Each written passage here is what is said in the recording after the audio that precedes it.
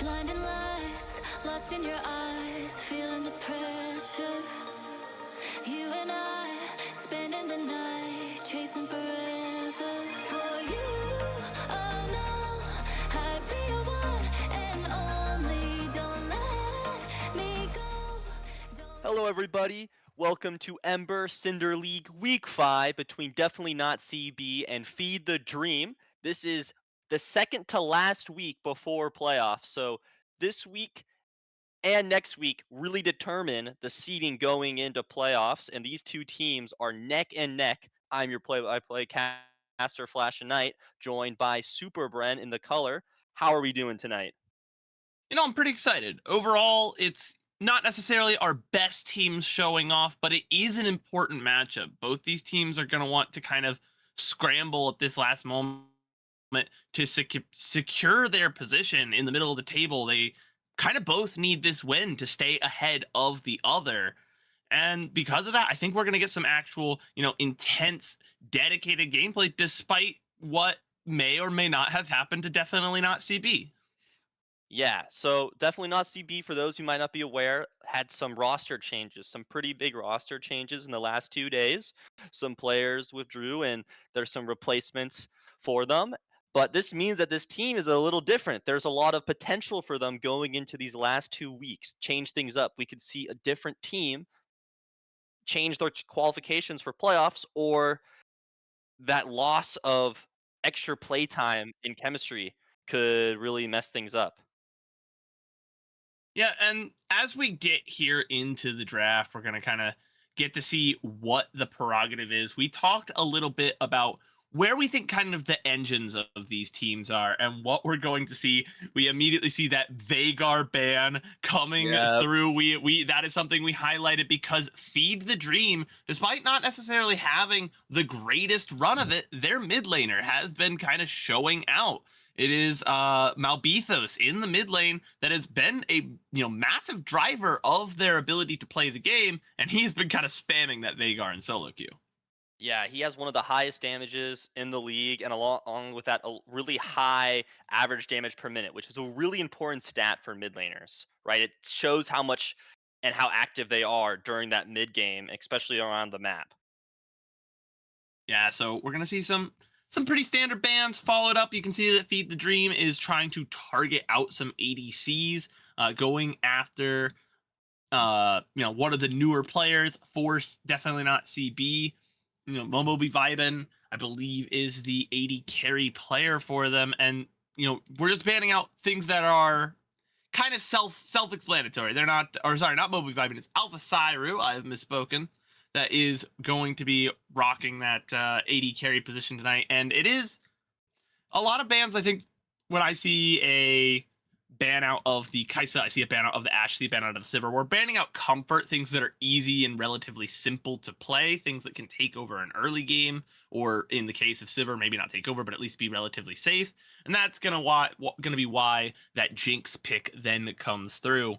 But on the flip Yeah. side, Misfortune and Braum are a potent combo.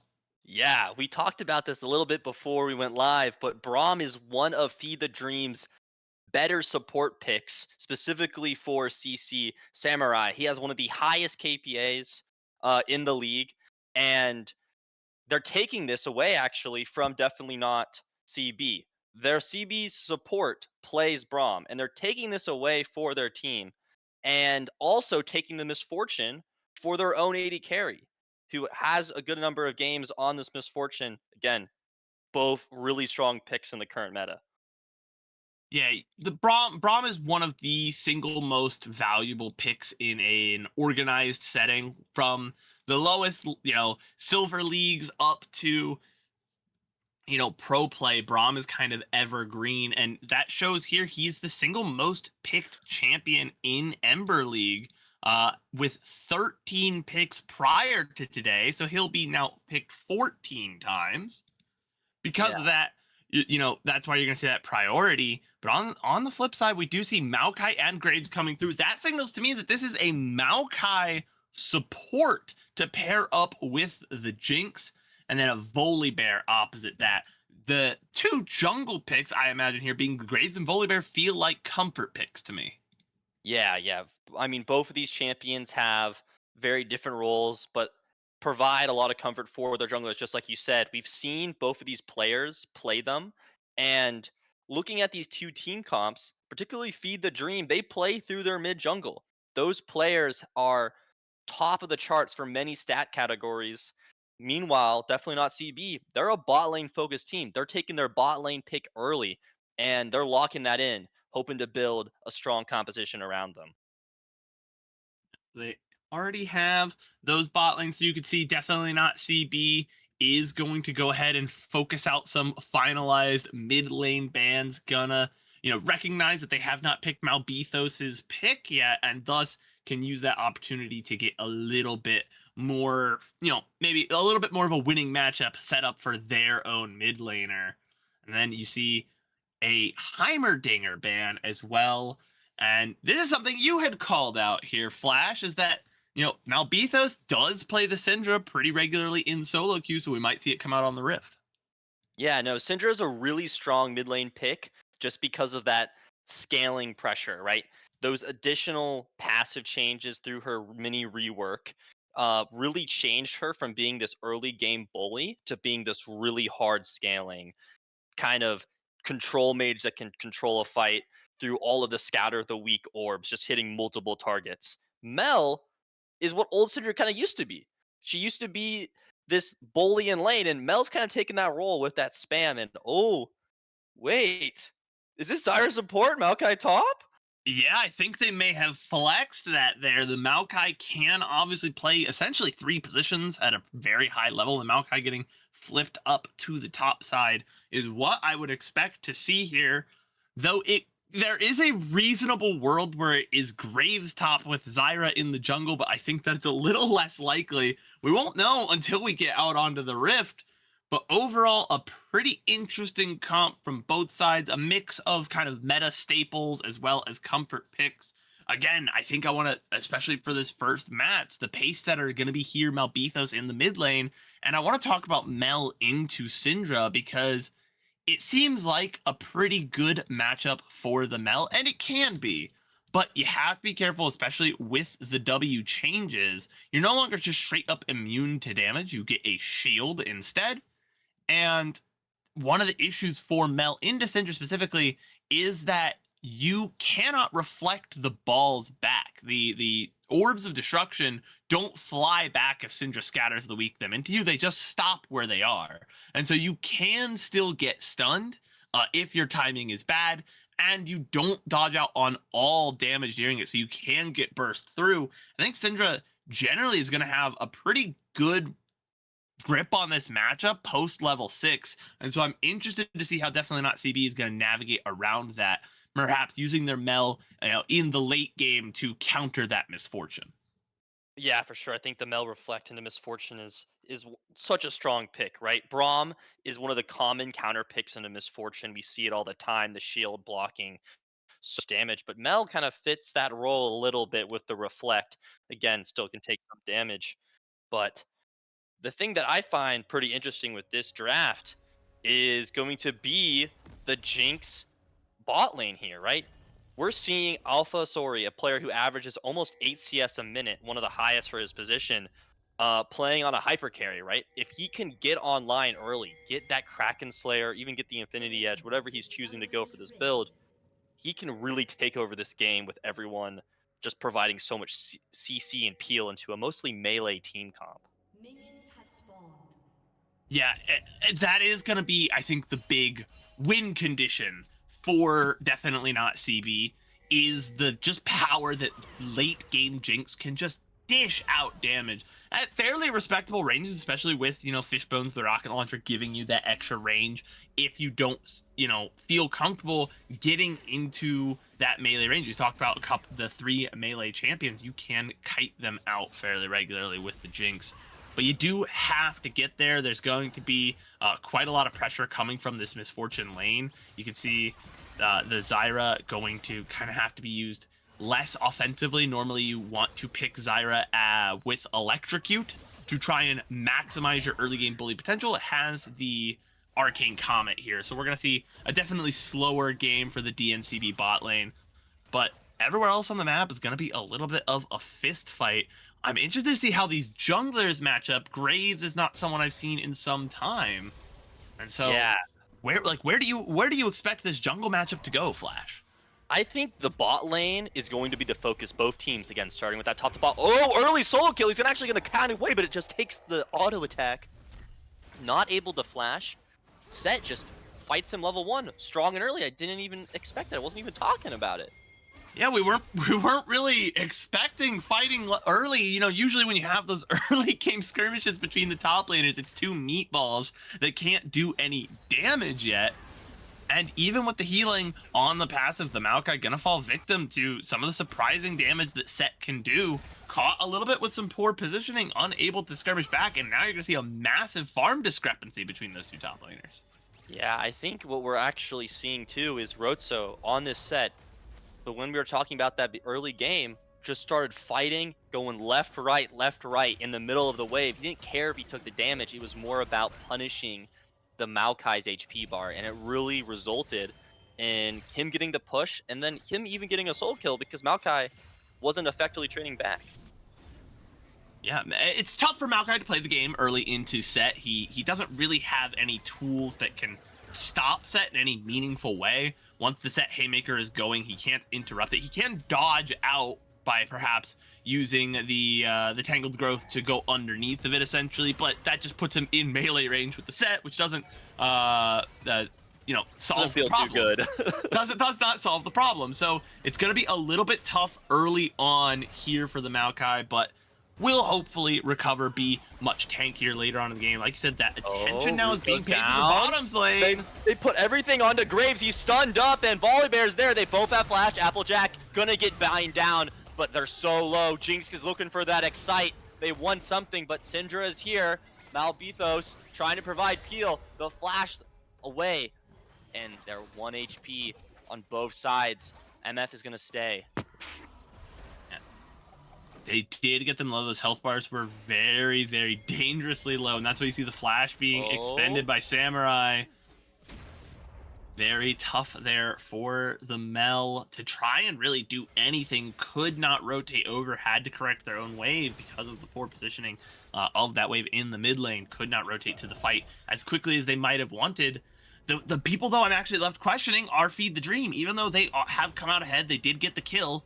You can't overstay there if you are Samurai. You get nothing out of it. You're already low. You're not going to be able to re-engage even with the Syndra. If the Syndra's able to find that CC and then follow up with the damage, they'll get the kill on their own. It's Syndra. They're a big, burst-heavy champion into two very squishy champions there in the bot lane. You're not providing any value. Should have backed up quicker. Has to blow the flash. And we could see that being important with a drag up in 30 seconds. Yeah. I do think, definitely not CB, with this bot lane prio, Mythical Chaos has not based yet. They're still sitting on that D-Blade. Will cause a ripple effect into this game. I mean, he's going to give up some minions to try to match this Jinx, and Braum doesn't actually stop. What? So the last half second that you are in your recall, you are effectively immune. Save for some very, very specific interactions. But yeah, that last half second, you effectively can't be stopped. You see the Maokai in the top side still trying to trade with the Set, but unfortunately just can't do much into this matchup. Yeah, again, for CB, I'm surprised by the drafting. They could have kept this Maokai in that bot side and picked something different in the top, but decided to... CB Girth getting potentially caught out, stunned up. Braum going to be there. Meanwhile, the flashless Samurai cannot follow. Flash forced away. Girth at 1 HP. Mel trying to peel for her own support, and they're looking at this Raptors camp. But Applejack, he's got his own AD carry to come help him out. It's gonna be really tough for DNCB. They've got a couple of losing matchups across the board. They do have some saving graces here, though. The Graves is considerably ahead of the Volibear and farm, which makes that gold, relatively even there.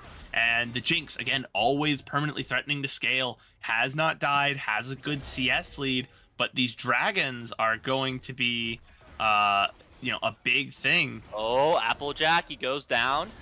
1300 HP. They're going to try to focus him. He flashes forward. The smite. They will not secure it. Applejack is down to 200. He's 1 HP. He will trade. Mel 1 for 2. Picks up a double kill. They chase Mythical Chaos out from the river. Girth not able to secure the CC yet. Flash still available from FMF. Will get rooted down. Does not force. Will flash away. Does still have the barrier. Alpha Sori also flash auto barrier forced. Will he get the ward over the wall? The W does connect for a kill on him, and topside is 1 HP. Whew. An insane play there from DNCB to kind of take what was a couple of losing lane situations and just capitalize on a bad timing there from Feed the Dream. Pick up, 2 kills off of that dragon. You talk about the Mel being ability to kind of bully people in the early game, got 2 kills out of that, which will help significantly with her status in the mid lane against that Syndra. And I'm told, thank you chat for telling me that they're the opposing, DNCB's top laner is actually off role and doesn't really have a huge pool. Never mind, I'm gonna stop here. We gotta fight already. Set goes down. Volibear picks up the Mel. That's gonna be a 2v2. Applejack's without level 6 to level falls down. They're trying. The auto attack comes through. Samurai is fighting. Muskrat's home. 2 HP. He's got the Q. This is enough. The auto, the W through. Will secure the 3 for 2 for definitely not CB. Definitely not making me stutter. Ooh. Another big play around a neutral objective. Just as we're getting into some, deeper analysis, we happen to see, again, I think a bit of a poor timing, not establishing the proper control of your neutral zones, not getting good vision to set up before these neutral objectives. And it is going to cost Feed the Dream even more dearly this time, because not only do they not pick up a dragon, which they at least got the dragon last time, now they didn't get any grubs, and they gave up a bunch of kills. That's a lot of gold over to a lane that was previously kind of getting pushed in. 2 kills for that Maokai is going to help feel much, much better. I was reading from the chat, he's off roll there in the top side. Muskrat's Our Home is not traditionally a top laner, and so that's why the Maokai was drafted for them. And so those 2 kills might go a long way in terms of confidence. CC will be dodged by Mothbitos, but he's going to get CC down by the Syndra, forced to flash out, does not have his ultimate, and they're going to lose the grubs for that fight. And bot side, look at bot side for Jinx. This is a really important thing. She's getting zoned off so much CS and EXP because the Zyra is supporting the grubs. Yeah, the Zyra is supporting the grubs. That does mean, though, they're going to get another gank here in this top side. Oh, Haymaker comes through. He's trying to walk away. He has the ultimate. He's going to grab her into the wall. Without the flash, cannot escape. Picked up another kill for them. And Graves is on the board. Looking strong himself. Getting that serrated Dirk. This is one of those situations where you kind of just have to accept the just the state of the game. There's not always can you predict what's going to happen beforehand, and even just a few minutes ago it looked like we had a pretty well one-sided thing, and how quickly things can shift, because now we've got DNCB up almost 1,000 gold, which was the gold lead that Feed the Dream had picked up, and by the time the wave is reaching this tower, Zyra is back. So although a little bit of CS is lost out, it does allow the Misfortune to catch up. Not a complete disaster here in the bot lane when you consider what they got across the map for it. Yeah, and look who's here for a lane gank with the ultimate. Volibear lurking in the shadows. Will he get spotted by this ward? Has not been spotted yet. Good vision toggle there from the observers. Is now on a ward. Does not know it. That ward was never marked. And so just going to be afforded the respect, at least they should be, from Definitely Not CB, who has their own jungler coming up. Samurai will now know he has been spotted on a ward. Took the Jinx zap. I think almost there you don't want to shoot the Volibear. See if you can find a bad positioning or a bad wave and let your jungler get in for the counter gank. And don't let the Volibear know he's been spotted. Let him play with bad information, but just does force him out so that they can continue to play their game on the wave. They are, even in farm with the Misfortune, not something you really want as the Misfortune, though.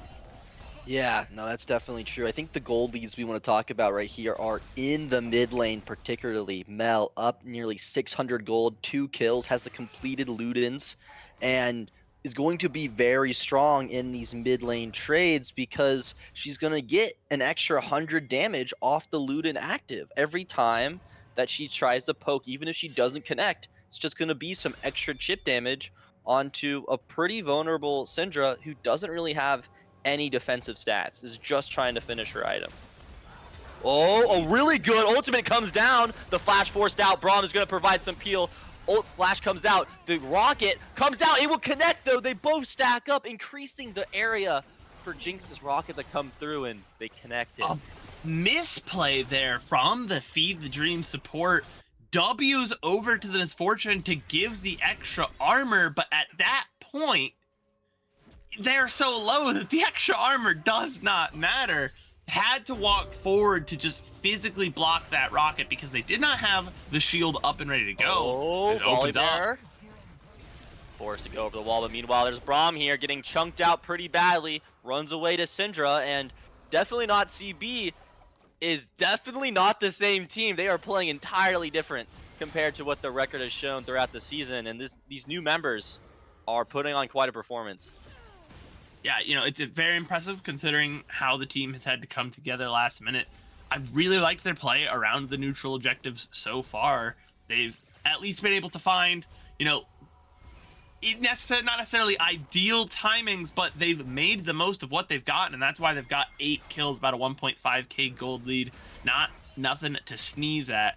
As the game moves forward, though, I really want to see, you know, that continuous control. I want to see one of these teams slow things down and try to actually, you know, buy space, control the space, rather than just going for the objectives. Just as you say that, the flash forward comes out from Maokai. Set is here. The TP coming out from the Cinder as well. Both of them are in the top lane. Applejacks gets stunned up as everything's thrown onto him. He's 1 HP. He's getting burned. He's under tower. He lives. There's not enough damage. He barely is alive. Samurai healing off these berries in the river, and it looks like both teams will have to respect the utility being used. I guess they have no camps to give up. It's okay for Applejacks. Yeah, an interesting use of the flash there from Maokai. You already knew that the teleport was coming through from Malbethos, so I would not have personally committed that, but not punished too hard. Does not, like, cost their jungler their life or anything. Finally at a state here, you know, at level 11, able to trade or at least keep up with the set in a meaningful way and not get completely bullied out of the game. Again, yeah. I want to see these teams slow it down, but they do not want to slow down Flash. They're just the haymaker one after another, and while he's walking to the tower, he does have the passive here, right? So he's able to regen off of any ability usage and those auto attacks, and it's just, while he might have traded his ultimate, he's still doing fine, and Set isn't able to connect. Again, it's just kind of tank stuff, like. But Set doesn't really care about all this fighting. It's sure the Maokai is like trying to force fights, and maybe the trades aren't working out great for Set. But look at the difference in CS. That's where like the bread and butter is for the Set right now, is able to control the wave, and that's what I mean. Buy the space, control the space. Don't just worry about killing your opponent, because you need something to do on the back end of that as well. And with no major objectives up until just now, we just got the Rift Herald. The last couple of minutes of fighting were really not over anything in particular. And I want to see teams use that time in between the objectives to advance the map state, advance your macro play, rather than just trying to throw hands. Yeah, I think that's a tendency that a lot of teams will get into, is they'll just try to throw hands and be like, hey, I think I'm strong here, or this player is mispositioned. And like we've seen throughout this game, Feed the Dream definitely had some mispositioning moments, and definitely not CB capitalized them to turn the lead back into their favor. I do like the Herald play. They recognized Volibear was bot side, and it's a very simple thing, but they took the objective. It's just small macro plays like that that really have meaning. And maybe I don't get ahead of myself, but it looks like Applejacks is having Volibear run on top of him, uses the ultimate to dodge, will flash forward, come through, will actually stay alive. Samurai watches his mid laner down, but guess who's here? It's Girthquake. Absolutely incredible roam, and oh my, really well done for definitely not CB. The map play, I thought they were gonna get like counter and flanked there. you're seeing kind of the snowball effect of that first dragon take. Those 2 kills that put Mel in a position to not it. You can see that the CS is still in the Syndra's favor. The lane is still, for the most part, going Malbethos' way overall, but because of the state of not being able to bully the Mel is now doing kind of ridiculous damage, you know, with the upgraded boots, with a full Ludens, plus a needlessly large rod, lots of... No, we don't gotta talk about it. He doesn't have a driver's license. He has to retake his test. Yeah, he's just gonna wait for it there, and meanwhile we're seeing an ultimate cast out from Rutso. They both going down. There's no ultimate available from the Volibear, so they can't really look to tower dive this. He's just able to tankingly walk away, and definitely not CB. They pick up a crucial tower for themselves. Oh, Rutso trying to kite away and gets a good plate there. That's gonna be some much needed damage. And Alva Satori, oh, he's on the backside. They're trying to follow him down. Interesting play. And nothing will come of it. Yeah, nothing will come of it indeed, and that's what I mean when I'm saying, like, we're continuing to kind of just try and force things where there's nothing there. The Volibear not kind of responding to the state of the map is my biggest issue, right? We have not put ourselves in a position to contest these neutral objectives, and so we've lost 3 of them in a row. Now we might get to see a tower dive. The root connect. Applejax is here with his teammates, and they're able to secure the kill, just burning everything onto Syndra. We go up to the top side, and we're going to see another skirmish going down as Mutzrats. He just looks so healthy after using this TP. That shield, he hasn't even lost any actual HP until just now. Rutso, without the ultimate in a few seconds, no Syndra TP available. He's on his own. Ultimate comes down, flash forward, pushes him away, dodges part of the haymaker, continues the chase, but doesn't have enough abilities to look for the solo kill. I mean, not a big damage dealer is the tank Maokai, but getting good trades down, again, keeping themselves at least competitive. This is an ill-advised tower dive, though. You're trading a lot of health for effectively nothing. The Set gonna be more than happy with that. Yeah, something to keep in mind is Set's HP regeneration is really, really high when he's low. It has like this weird curve to it that when he's low, he regens really quickly and kind of like tapers off. So he's really good at staying around these low HP thresholds when he knows he can't get bursted down like champions like Maokai. Girthquake, though, might get caught out in the mid lane. Ultimate comes down from both of them. The CC comes through. Samurai with a much-needed ultimate. And the MF drops down the... Oh, and it's just not enough to get Alva Satori to fall. Meanwhile, we just look down to the bot side. Applejack, he flashes forward. Braum with the excellent shield. He throws the Q in the wrong direction by mistake. Samurai is able to secure his team another kill. Jinx watches as 2 members of her own side. We go into the top lane, another fight between the tanks. He's CC, there's no tower, there's no one coming. I don't think anyone will kill each other here, but look who's on their way. It's another parable about mispositioning. Again, I think... Oh, the flash forward? The ultimate, will it catch the Volibear? It does it, he pushes him back, but look who's here!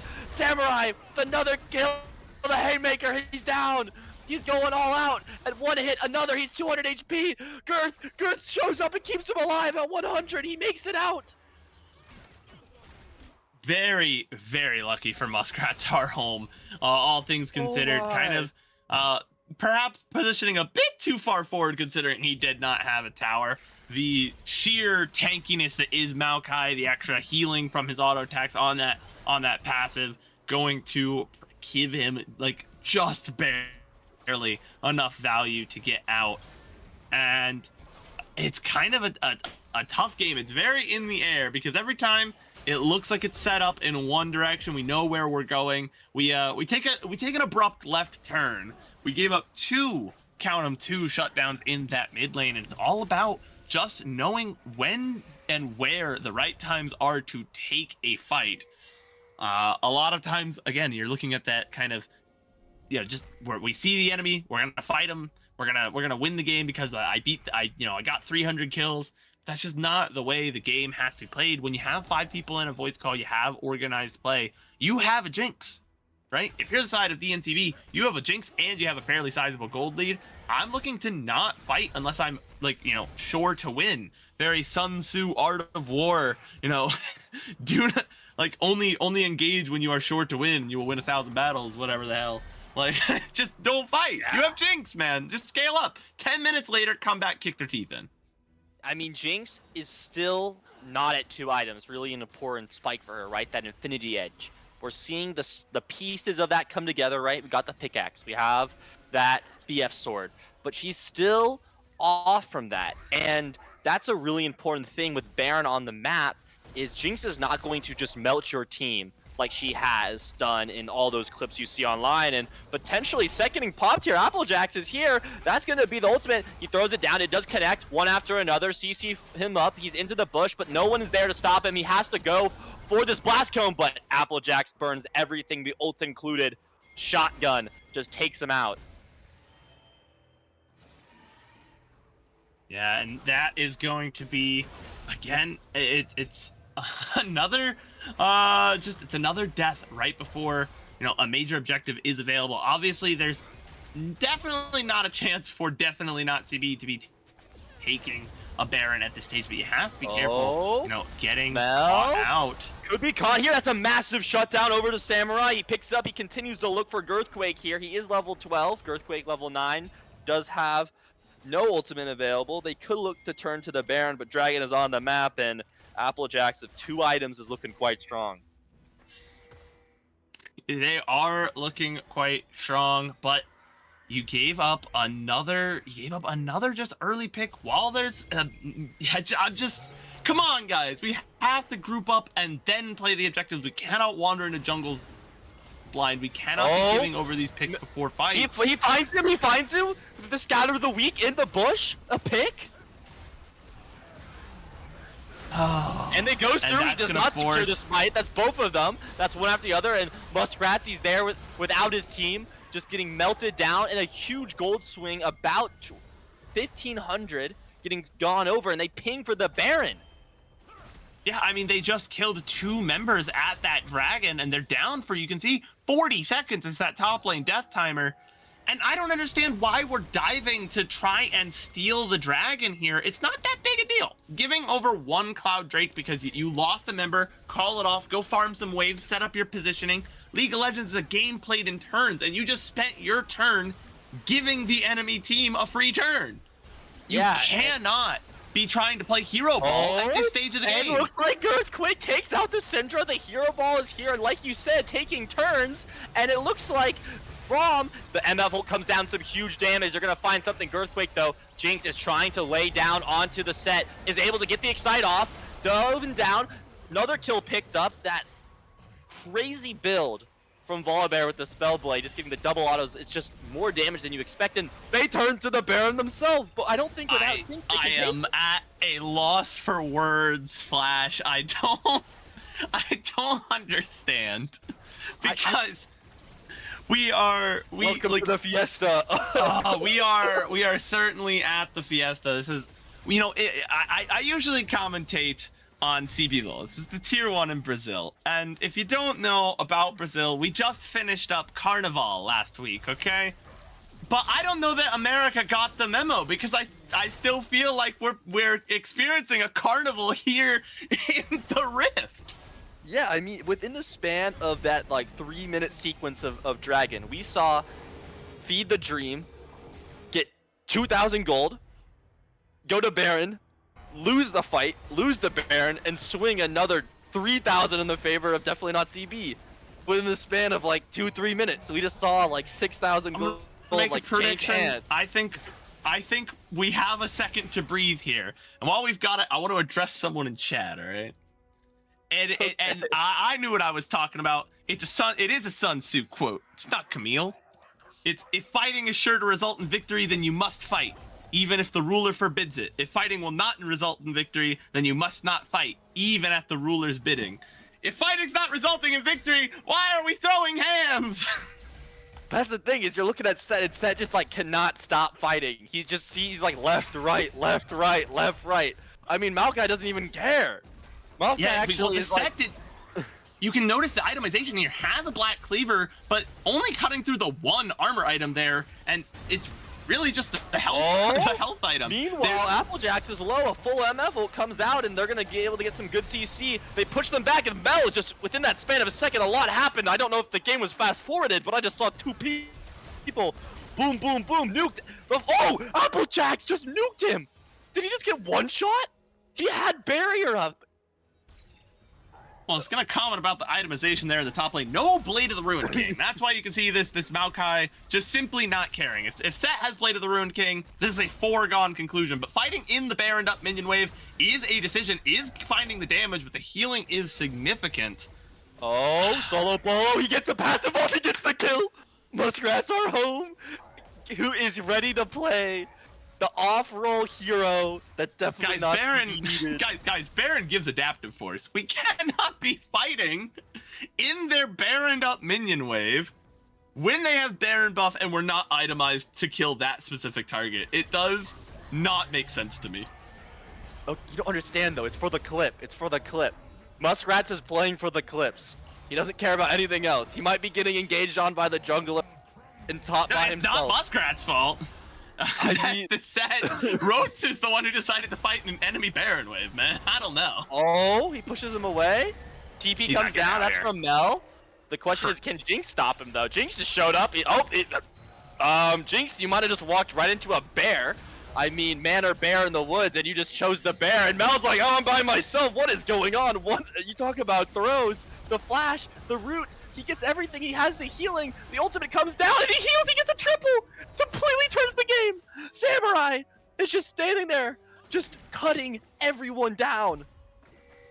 I gotta take a walk. What are we doing?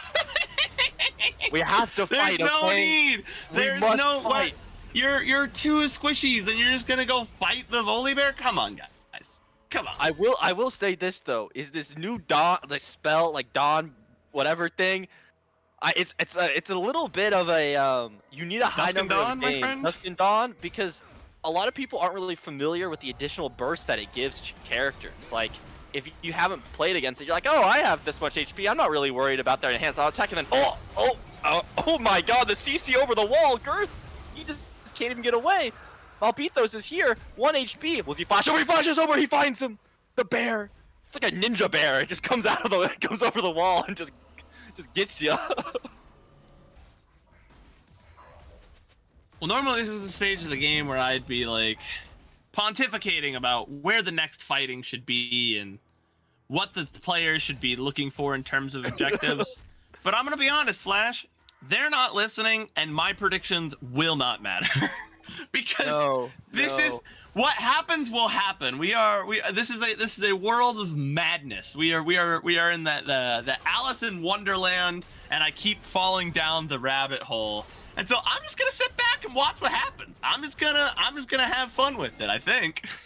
I think that's a great choice. I want to highlight the itemization specifically from the MF compared to that Jinx though. Jinx is now on that 3-item power spike and is going to be very strong in this next team fight that goes down, because we've seen that Girth and Applejack have the capacity potentially for a pick, for a kill, and if Alvis nope, I was gonna say if he can get the excite, he's gonna melt people. The question is, I don't even think anything will happen. They're just all posturing mid. NA Ram, let's go.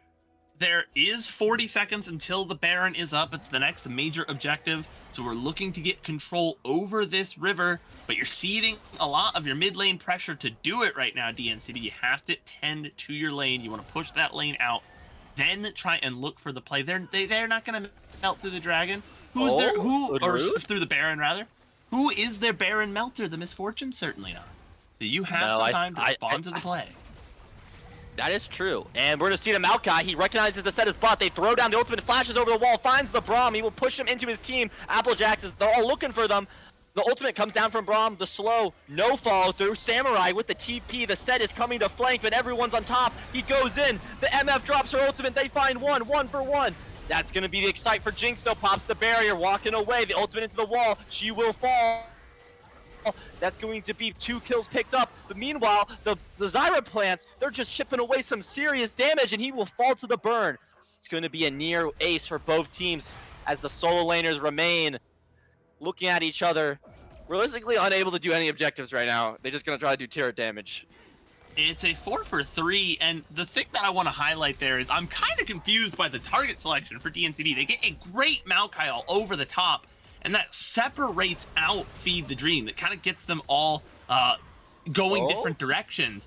But they decide to chase after the pack instead of just dogpiling the Volibear, who was alone in the center of the lane, and letting the Maokai do its job to zone out the rest of the team. And because of that, it buys a lot of time for Feed the Dream to regroup there.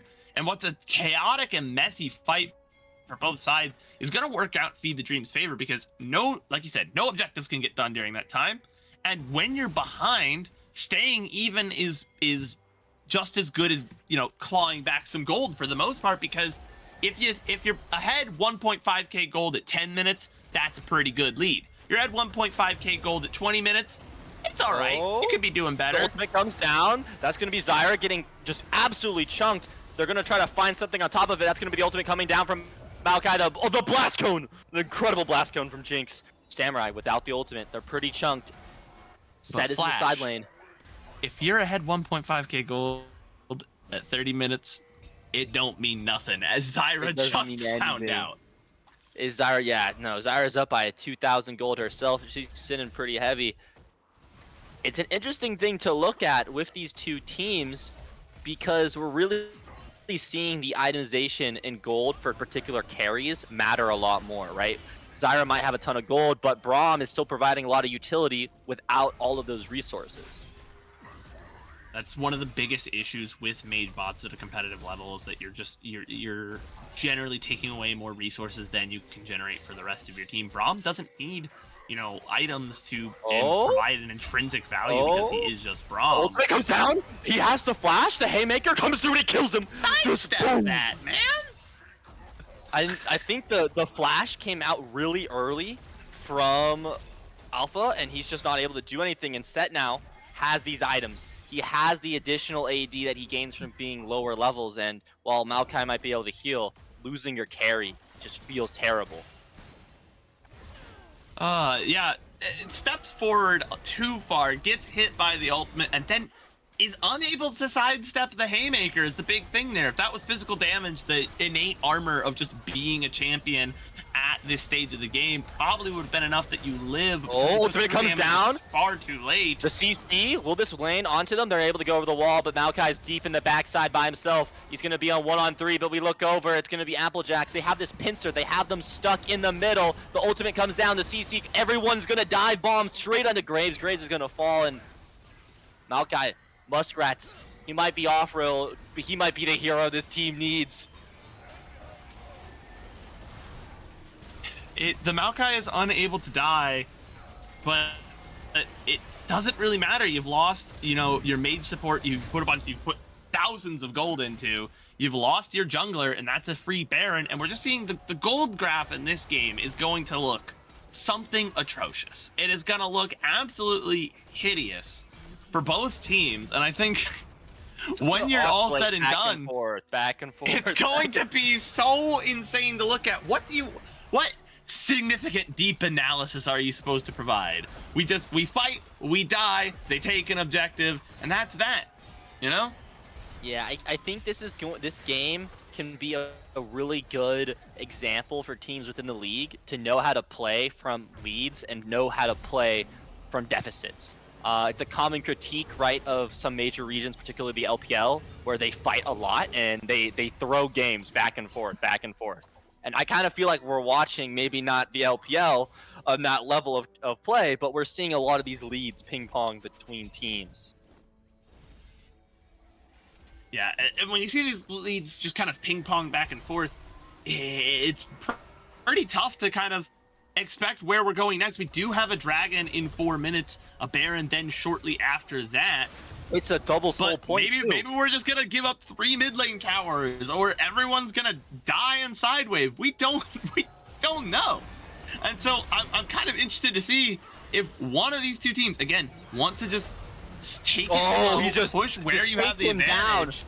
And the flash comes out, but it's not enough that they're going to be able to take out the turret, but they're just doing so much. And without a actual peel source, Maokai is not protecting his team, and this Volibear is just running amok through everyone.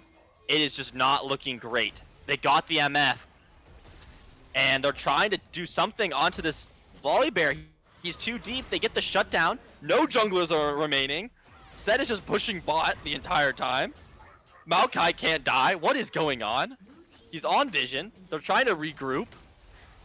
Maokai's just stacking health because no one in the game has built any % health damage. So his small amount of, he's not building high resistance items. Obviously, the Thornmail is one of the higher armor items you can get, but for the most part, he's building items that are generally more health tank skewed because there's no Borks and there's no Leandries. And so because of that, he feels kind of perfectly fine to just be really, really big pool of health. No one's going to counter that. So that means it's really tough for him to take any damage. The Volibear overextending there is a really, really unfortunate thing because you had this push. Had we just continued the mid lane push, maybe open up the inhibitor without taking it. I'm not generally a fan of taking one inhibitor but leaving the other two closed off with towers in front of them, because now you've just provided one free lane for them to farm in. It's always going to be pushing in, and there's not really much threat. They don't have to respond to the other lanes nearly as fast. If you open up two, especially if you had opened them up closer to the objective timers, you would have bought yourself a lot of time to start up objectives for free. But as it is, I'm kind of concerned about the map state for Feed the Dream, because one of the things they are counting on is just being able to snowball their gold and stay ahead of this Jinx. But I think once everyone is capped at their power levels, once everyone's 18, the top laners are 20, and we have 6 items, this Jinx is the carry. That's the guy. And there's no one on Feed the Dream that I think can match that potential. So I would have liked to see them use their time, use that advantage they got from a really good pick in the mid lane to set up their map in a state that makes it much harder for the Jinx to just free farm. Yeah, that's true. I mean, the Jinx is now looking towards getting LDR with that itemization. Could potentially pivot into a Grievous Wounds item still with the build path that's available. But you're right. It's just giving Jinx free farm, going to hit level 16 very soon, and it's going to be a threat. Samurai spot out an award, looking for something onto Mel. We'll get flashed up. We'll get rooted. A massive knockup. Oh my god, the MF. Just real good pick. They use that vision, and they just run at them when the flash timer's down. We have that pick. We don't have anything more we are going to find immediately. We can provide pressure, siege this tower, and then we should be looking to that dragon in only 40 seconds. This is Soul, and not any Soul, but a Cloud come Soul. through. A massive shutdown for Jinx, and Jinx is online. She's going, and she's fast, and that's going to be Chaos getting slapped down by Applejack's, and another kill, another Excited. That's going to be the Samurai getting cut down by this Jinx, and the top lane set with that TP cannot go because of the Maokai match, and just like that, they flip it right back in the hands of Definitely Not CB.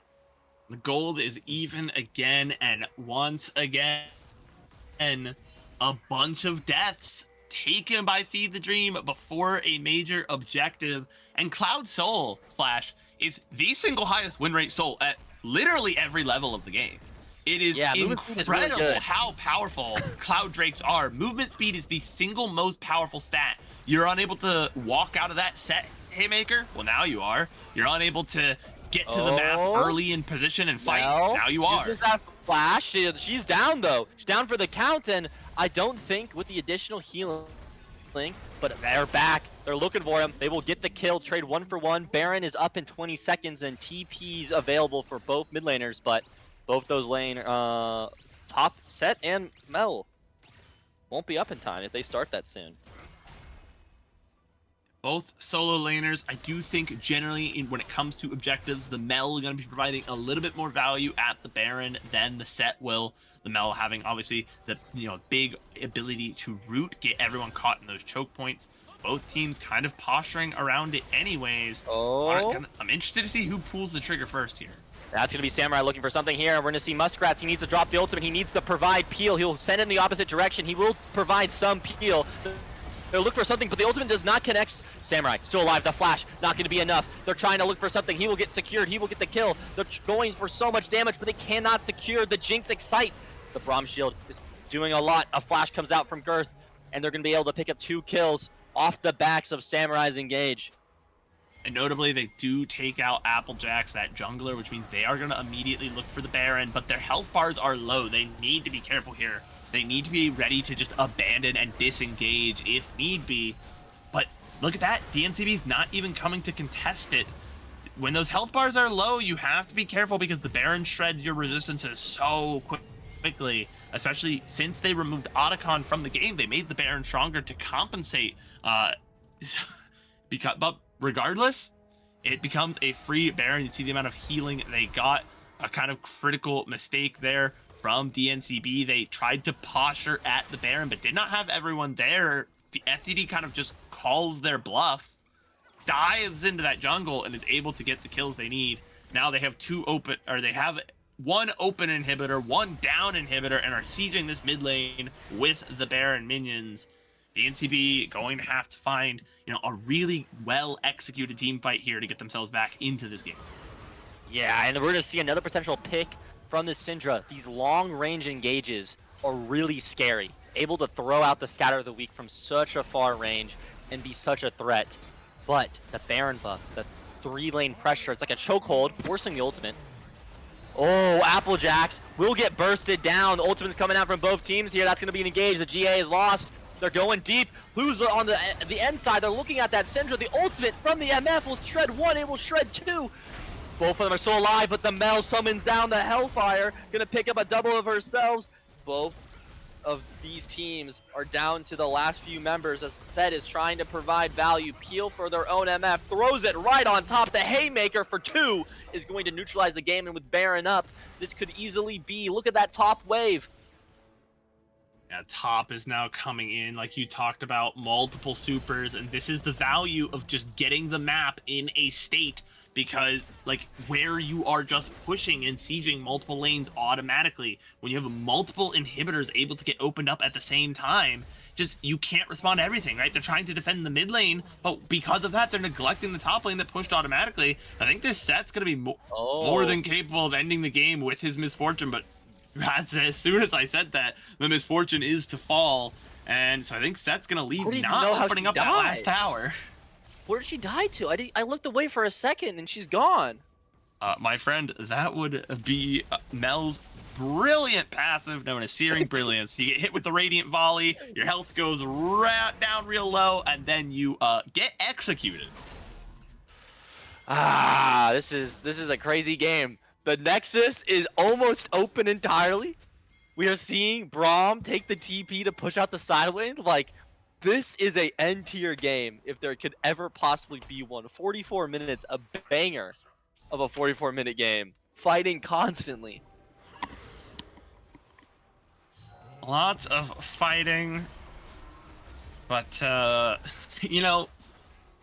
36-36 is not usually how I like my games. I like my games a little more controlled. I'm not gonna say no to fighting, but it has been almost difficult to track. I feel like it's one of those games that's kind of just, as a color caster, it's your worst nightmare. Right here. This could be Zyra getting caught here. They're gonna get the ultimate, but that Cloud Soul keeps them outside of the follow-up range, and the Haymaker comes down. They're going to cast the ultimate before they fall, but Jinx is going to get the Excite off that. They're going to chase for 1. They're going to get Haymakered for 2, and Jinx flashing away is at 1 HP, healing off the wave here, and that's going to be multiple members killed.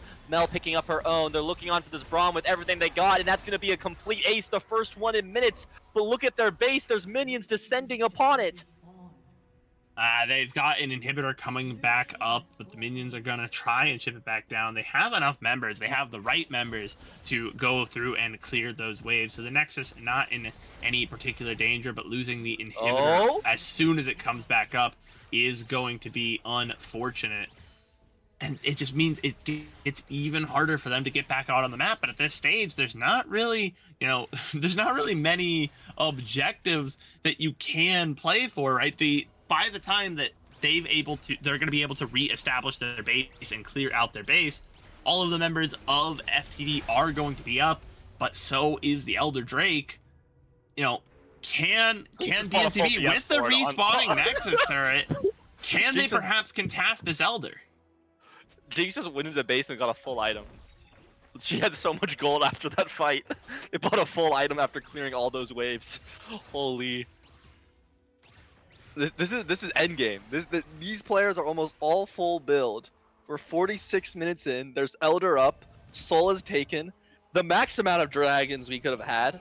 Multiple barons. And the game's still not over. The Elder Drake is sure to end it. That's why they put it in the video game. If you guys don't know, some League of Legends competitive lore, games used to regularly go hour plus. You used to have like hour 20-minute games pretty much every game. And then they were like, we don't like that. That's boring. And so they added Elder Drake, and it's pretty much the end of the game objective. So we can see if one of these teams can end it. Applejacks, he's just gonna fall instantly. He's not pushed down, and without the Mel here, they're looking for something. A massive Rylai's comes through. He gets the heals. That's gonna be some good damage. Jinx is fallen. Mel looking for something of her own. That's gonna be 80 carries left. They secure the Elder Dragon. They're flashing away as Girthmaster is here. They leave his own 80 carry to die in the minds of Mel, and Mel not able to secure the kill. Actually will pick up a triple for herself, but that's gonna be the Samurai here. He's gonna be able to look for a kill, and with everything he's got, it's going to be a triple for himself. And look at the minions in the base. It's just nothing you can do. CB Girthmaster. Thank you, Super Minions. The Super Minions gonna do it on their own. Everyone goes to handle the Drake, but the map pressure just too much. Minions, like. And it was at that stage over regardless. I think both teams kind of need to regroup, look at this game, and kind of just maybe next game take a breather, right? Play it a little slower, because I think there's a lot to be learned here about when we're doing what. We can't just go for the objective because it's the time to go for the objective. We need to set up parts of the map first. And once we get to that stage, I think these players, there's definitely the potential there. You can see that neither team wants to lose. They threw hands, and they threw hands admirably all game, but I think a little bit more macro control from these teams is going to be what they need to succeed. Yeah, and we're looking at this damage. You can just see that Set. He really wasn't in too many team fights, but just hit the Mount guy so many times that he has the most damage in the game. Because from just side lane hitting 200 plus gold for, 200 plus damage for both teams is insane. Both with over 40 kills and deaths. What a game. Holy. Almost hit the 100,000 gold mark.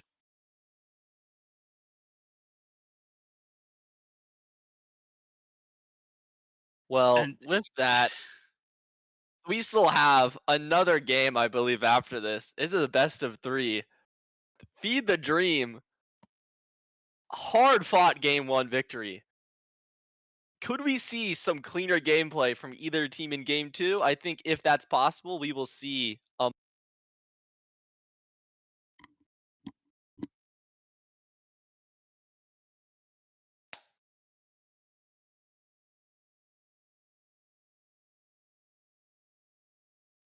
With that being said, we're going to go ahead and send it to a short break. Do not go anywhere. We have a game 2 that will hopefully be exciting with a bit of a different tact. All things being said and done, but that means we will be right back. Don't go anywhere. Stick around for the short break.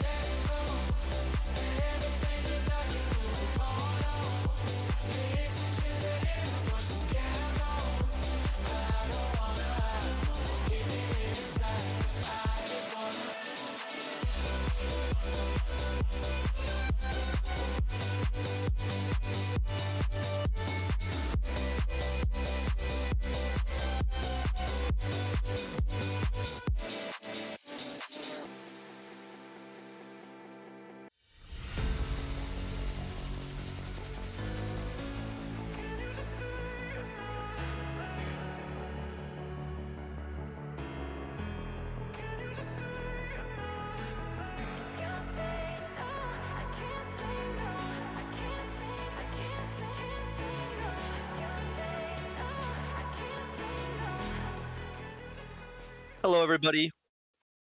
Hello, everybody. Welcome back for game number 2 of week 5 between Feed the Dream and Definitely Not CB. After a 44-minute game, going back and forth, 7 dragons, an L.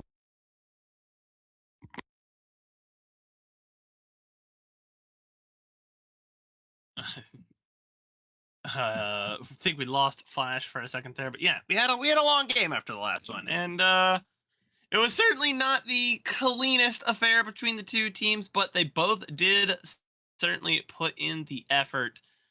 With it being full fearless, though, we've got to find a completely new draft strategy for both sides moving forward. I imagine much of the bans are going to stay the same.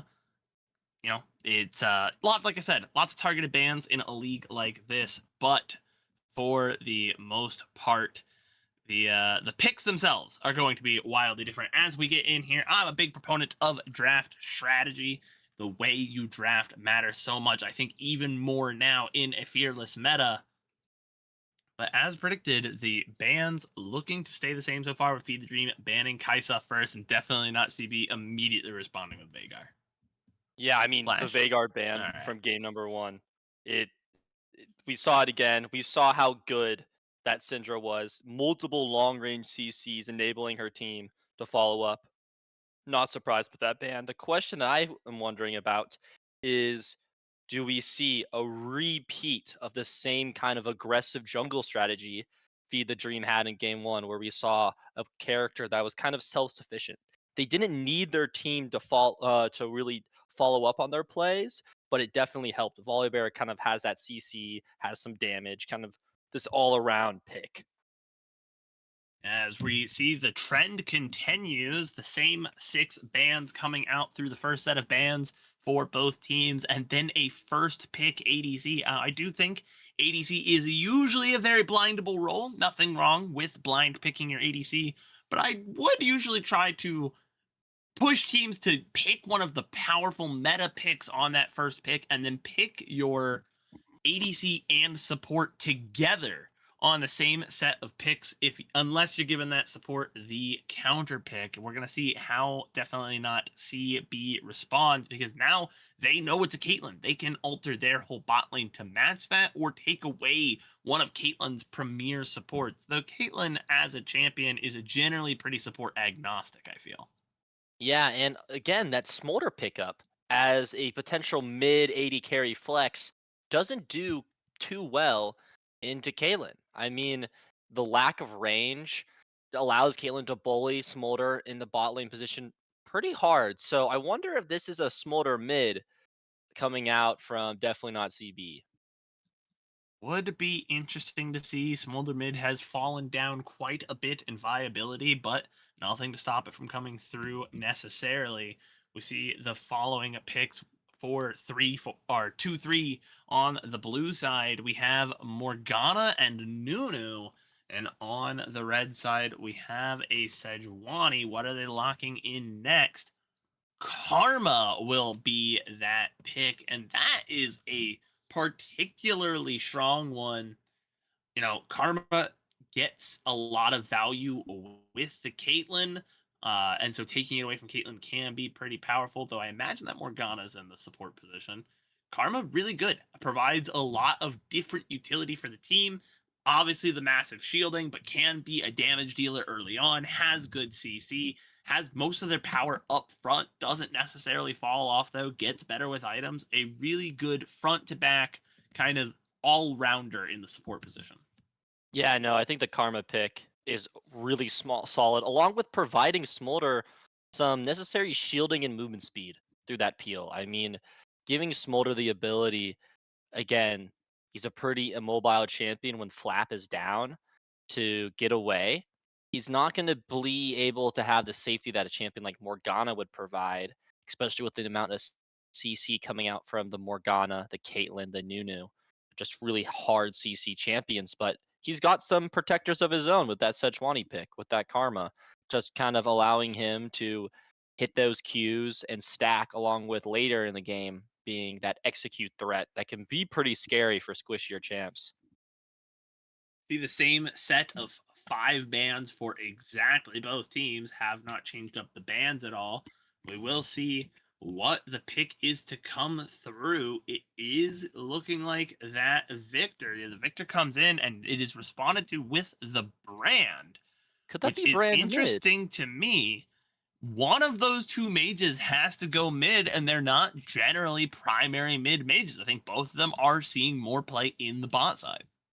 That's true. Brand mid is a really interesting pick because of the way that his abilities interact, specifically with minion kills, gives him mana back when they're affected by his passive blaze. But also, he's really good at poking out other champions in a very different style than Victor is. Victor has to hit a skill shot. Brand just kind of like touches the wave and then clicks a point and click ability, and everything within like 600 units gets marked for damage, and with comet it can be like pretty bad.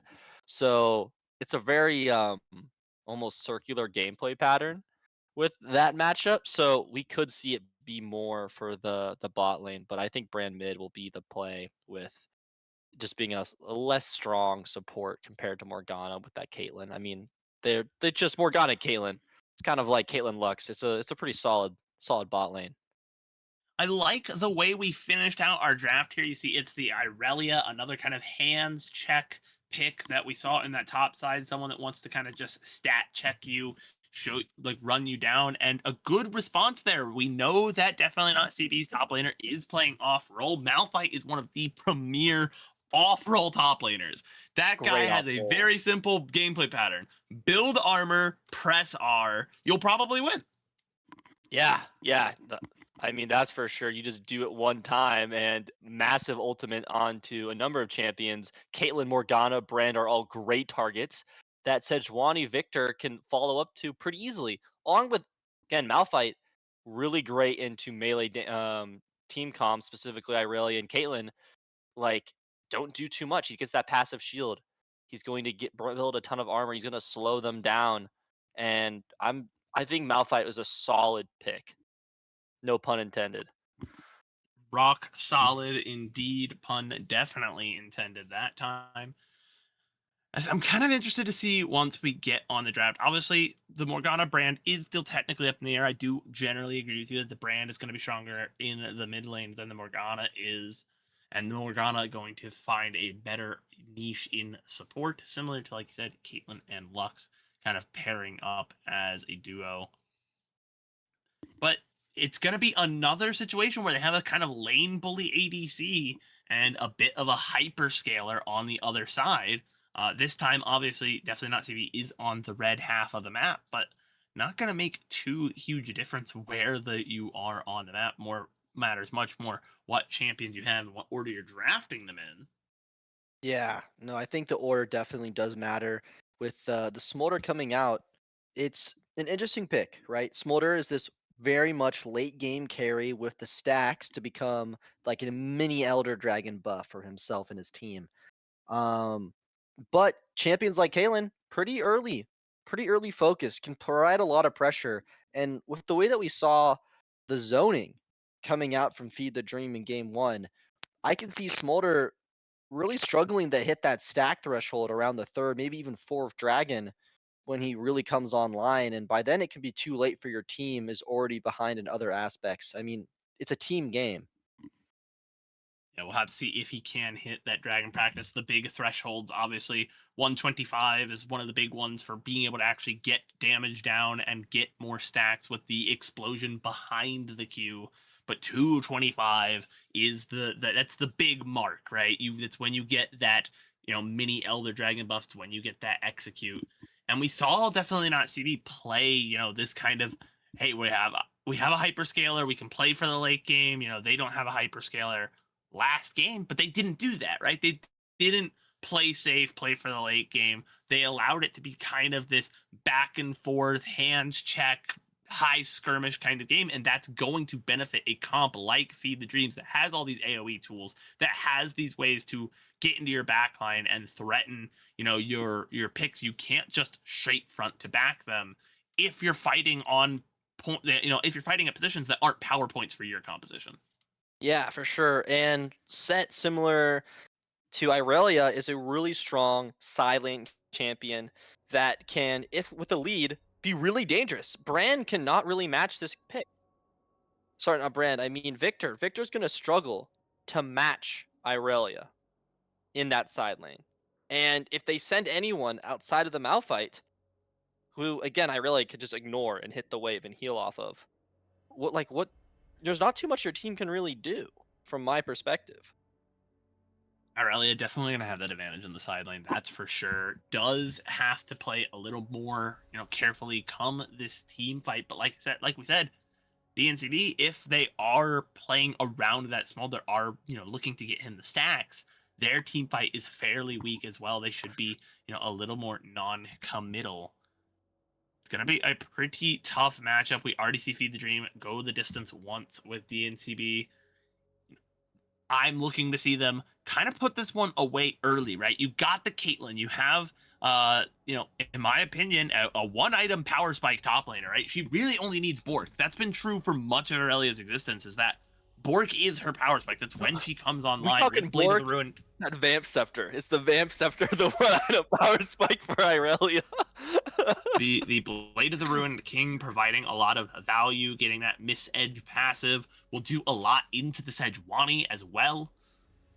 And with their double mages, I think they have very solid abilities in the mid game. Late game, they're going to have to be contending, with that stacked Smolder, with massive shields from the Karma. Karma with 5 items gets really, really goofy in the size of the mantra shielding. And so, like I said, I'd like to see them try and put this one away earlier. Yeah, I mean, early game is going to be a really big deciding factor for a lot of champions, including the Caitlyn Morgana bot lane. But I also think something that's Flash, I just saw a message. Sorry, so I did not mean to interrupt you, but this message is great. It's from the, I believe, the coach for for Feed the Dream. Ratsu refused to build Bork last game, so I put him on Bork the champion. I mean, I'm in the personal opinion that Irelia doesn't even need Bork. She just builds Vamp Scepter and she's like online.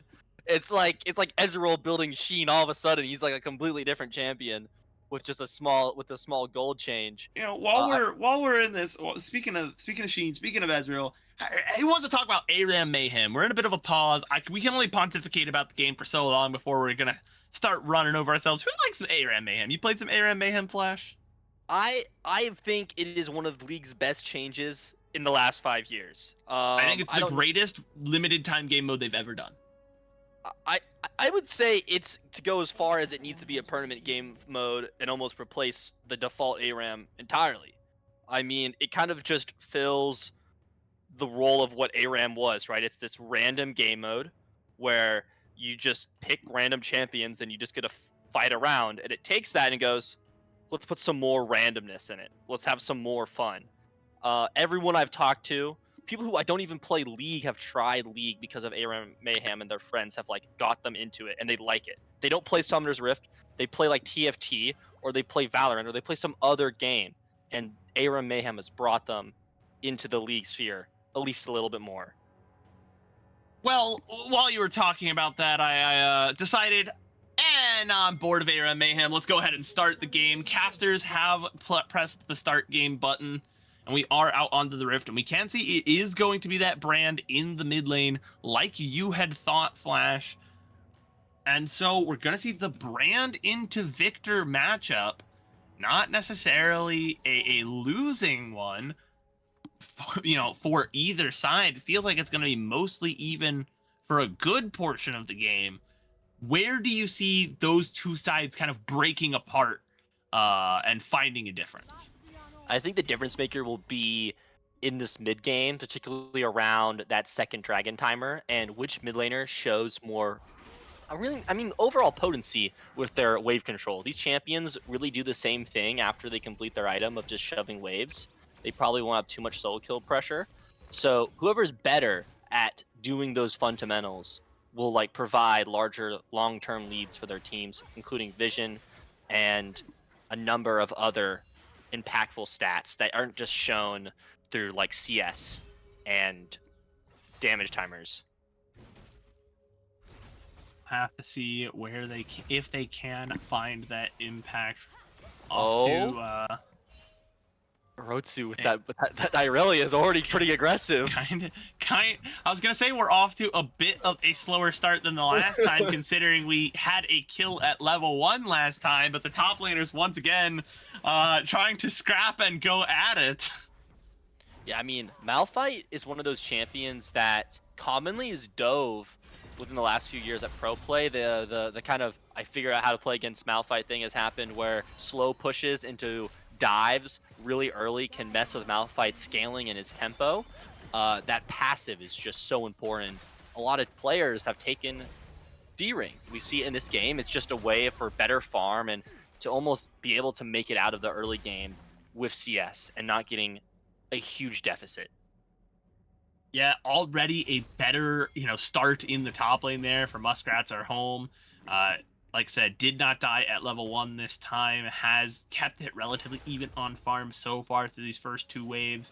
DC's not going to connect, but there's a lot of minion damage, but look who's here. That's the snowball. The flash might come through. That's going to be some big damage. The auto's first blood picked up for Nunu, and CC Samurai putting his team on the map.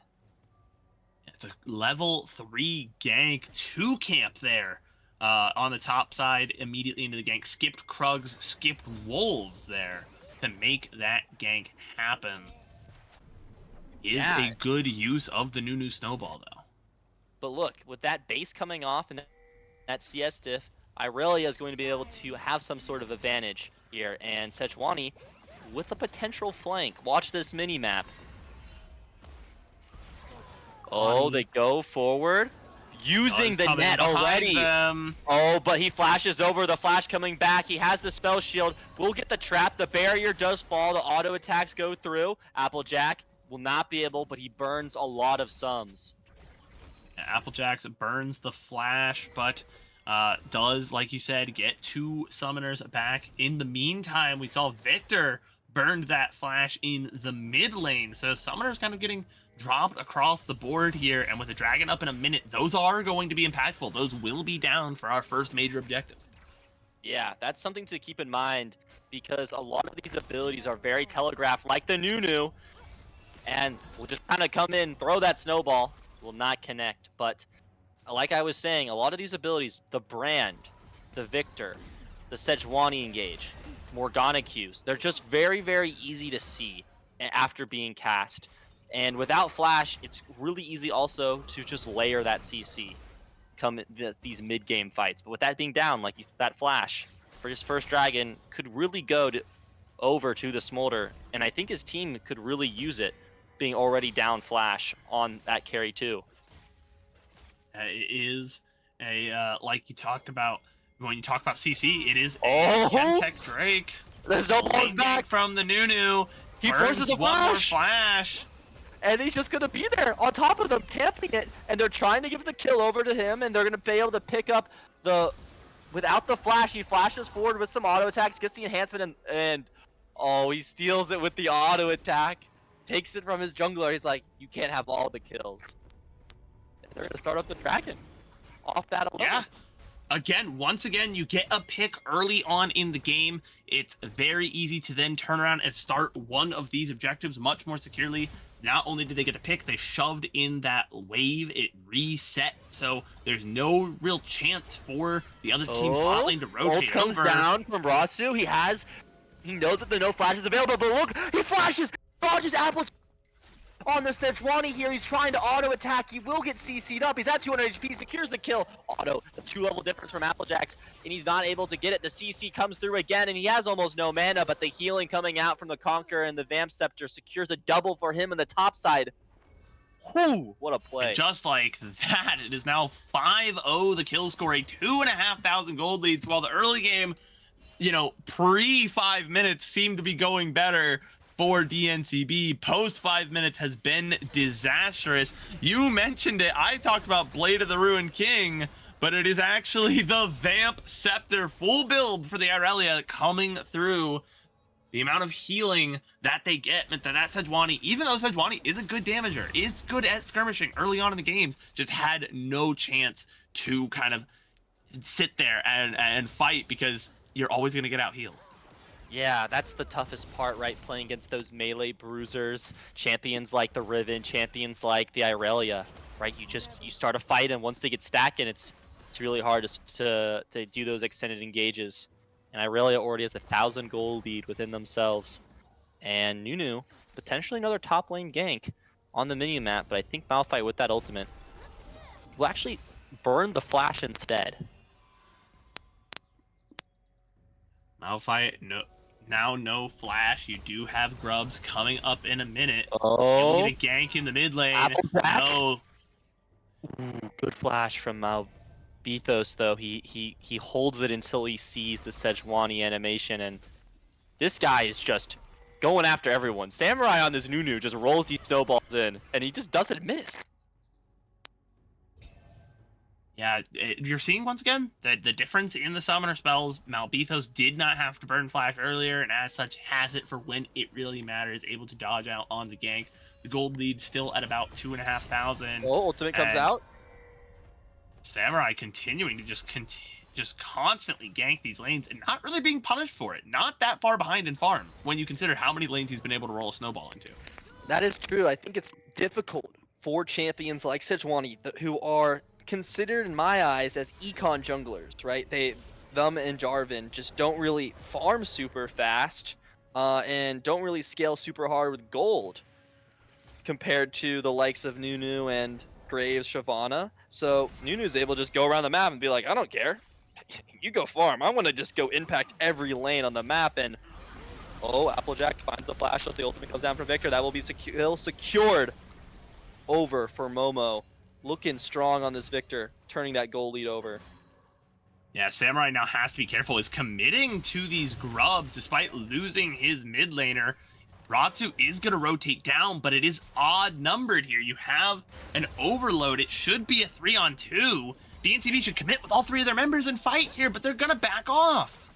I think they're scared of Ratsu on this Aurelia, just having that double kill, and they know that they don't have flash, don't have ultimate, but it's still a scary. And oh my god, Nunu is so fast. They're already in the lane, but I don't think there's any kill threat. Nunu already with the early grievous wounds pick up. And with the AP build, took a lot of damage from that tower, going to back regardless. Oh, so not a the huge Luca loss. next. Huge damage coming out as the ultimate comes down from Morgana. She's able to do something onto Girthquake, but Caitlyn not able to secure the auto attack off the trap because of a well-placed ultimate. Meanwhile, we go back to the top side. Applejack throws the Sejuani, crystallizing the Irelia. Irelia just getting auto down by the Rock, and eventually Rock does beat Scissors. Rock beats the Blade indeed, and especially so when you have that Thorn Mail. We talked about, hey, Blade of the Ruined King, full build, all that healing, gonna be tough to deal with. But luckily for, DNCB, it's Malphite. That guy loves Thorn Mail. It's one of his favorite items, so he's more than happy to pick that up, get that armor, get that Bramble Vest going for the anti-heal, plus a good gank, a well-placed Glacial Prison to get the stun down. That does mean they are able to find some gold back the other way. The next objective, we have a dragon up here in 30 seconds, and it's going to be a poor timing on the back there from that Karma. Girthquake going to have to try and get out back onto the map. Smolder utilizing the teleport. The wave's going to meet here in the middle. I don't want to see them start up this dragon off timer. They do not have the control in their mid or bot lane. DNCB would just be feeding themselves up on a silver platter. They need to find one of these two lanes and find an advantage in it. Applejacks is on a ward. Yep, Applejack got on the ward, gonna get CC'd up, but has so much HP through the Giant's belts that it doesn't matter. Takes the ultimate from the brand, will get chunked to half HP, but that's still 1,000 HP. Don't let that HP bar confuse you. Pyroclasm does do good damage. They are able to get some back, but you can see that the Caitlyn doing its job, forcing that Smolder back, getting control of this wave state in the bot lane. Gonna be tough at this point for DNCB to push into this river. They should probably just seed this dragon and look to play for later.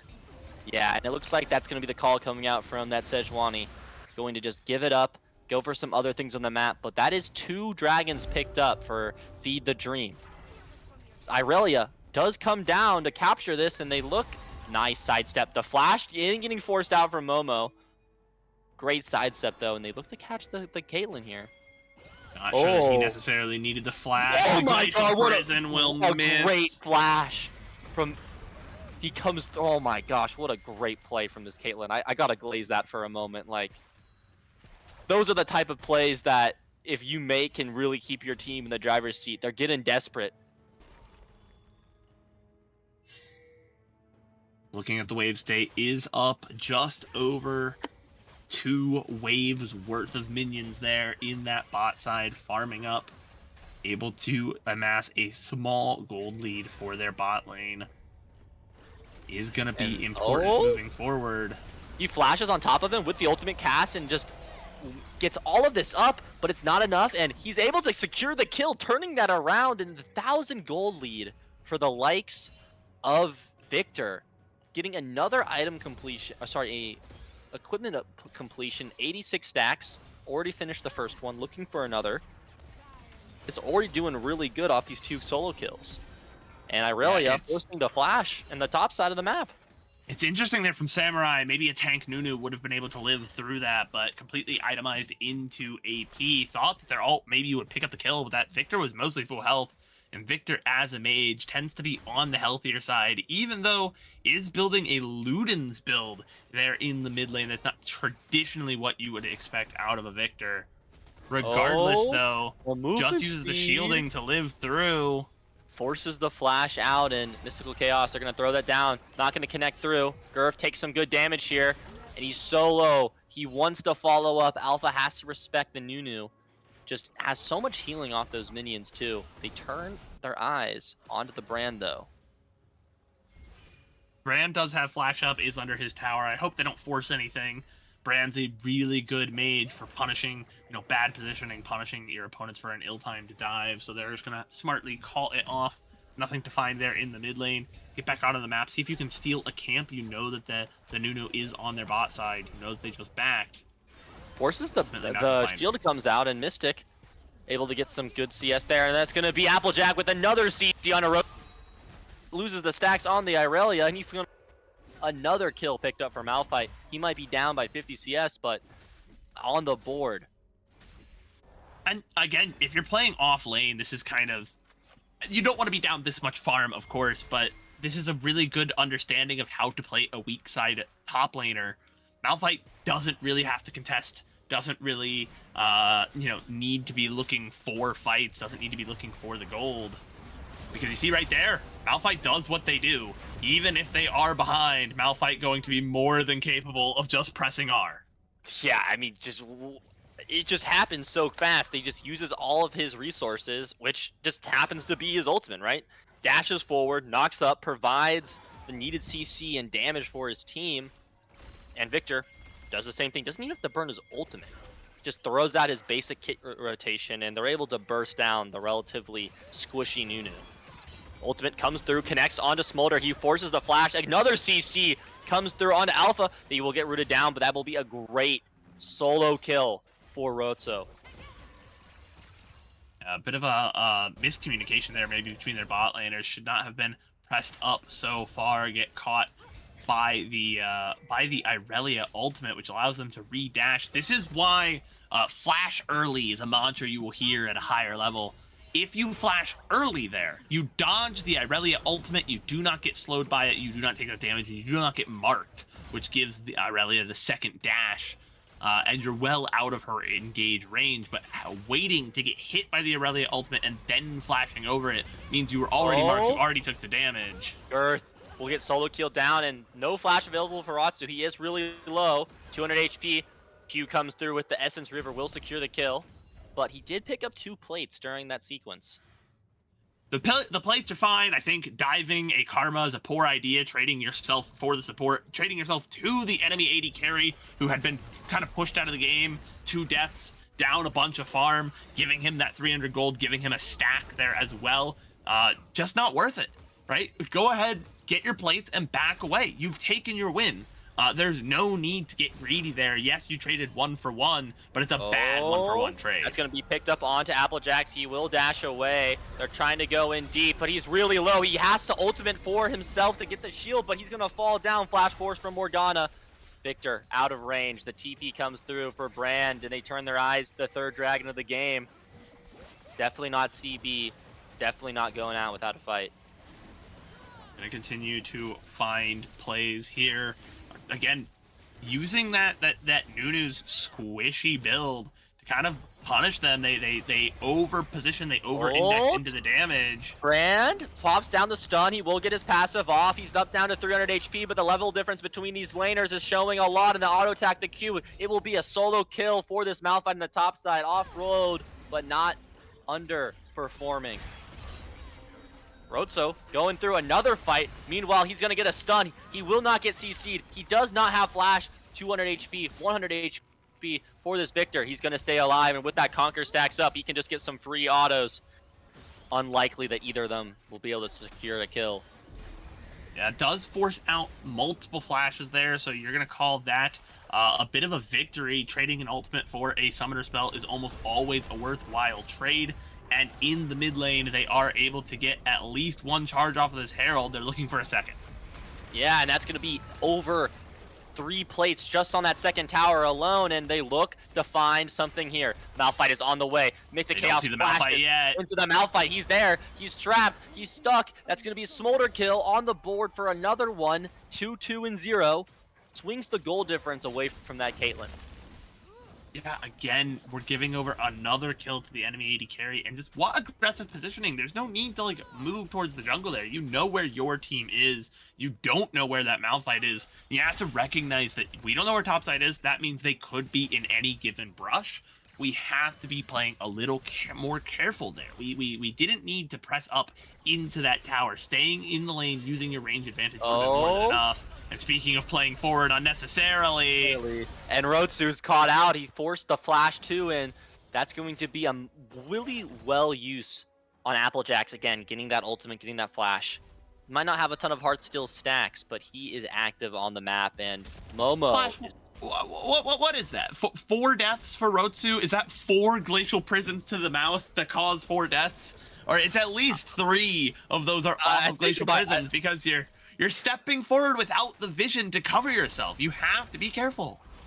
You're totally right. That's exactly what's going on. They're getting caught again and again, and Sejuani deserves the credit for finding these kills. Meanwhile, Rotsu's team needs to be helping them, and Flash getting forced from Smolder is huge with no objectives. Flapped over the tower. You didn't need the flash there, Smolder. You were fine.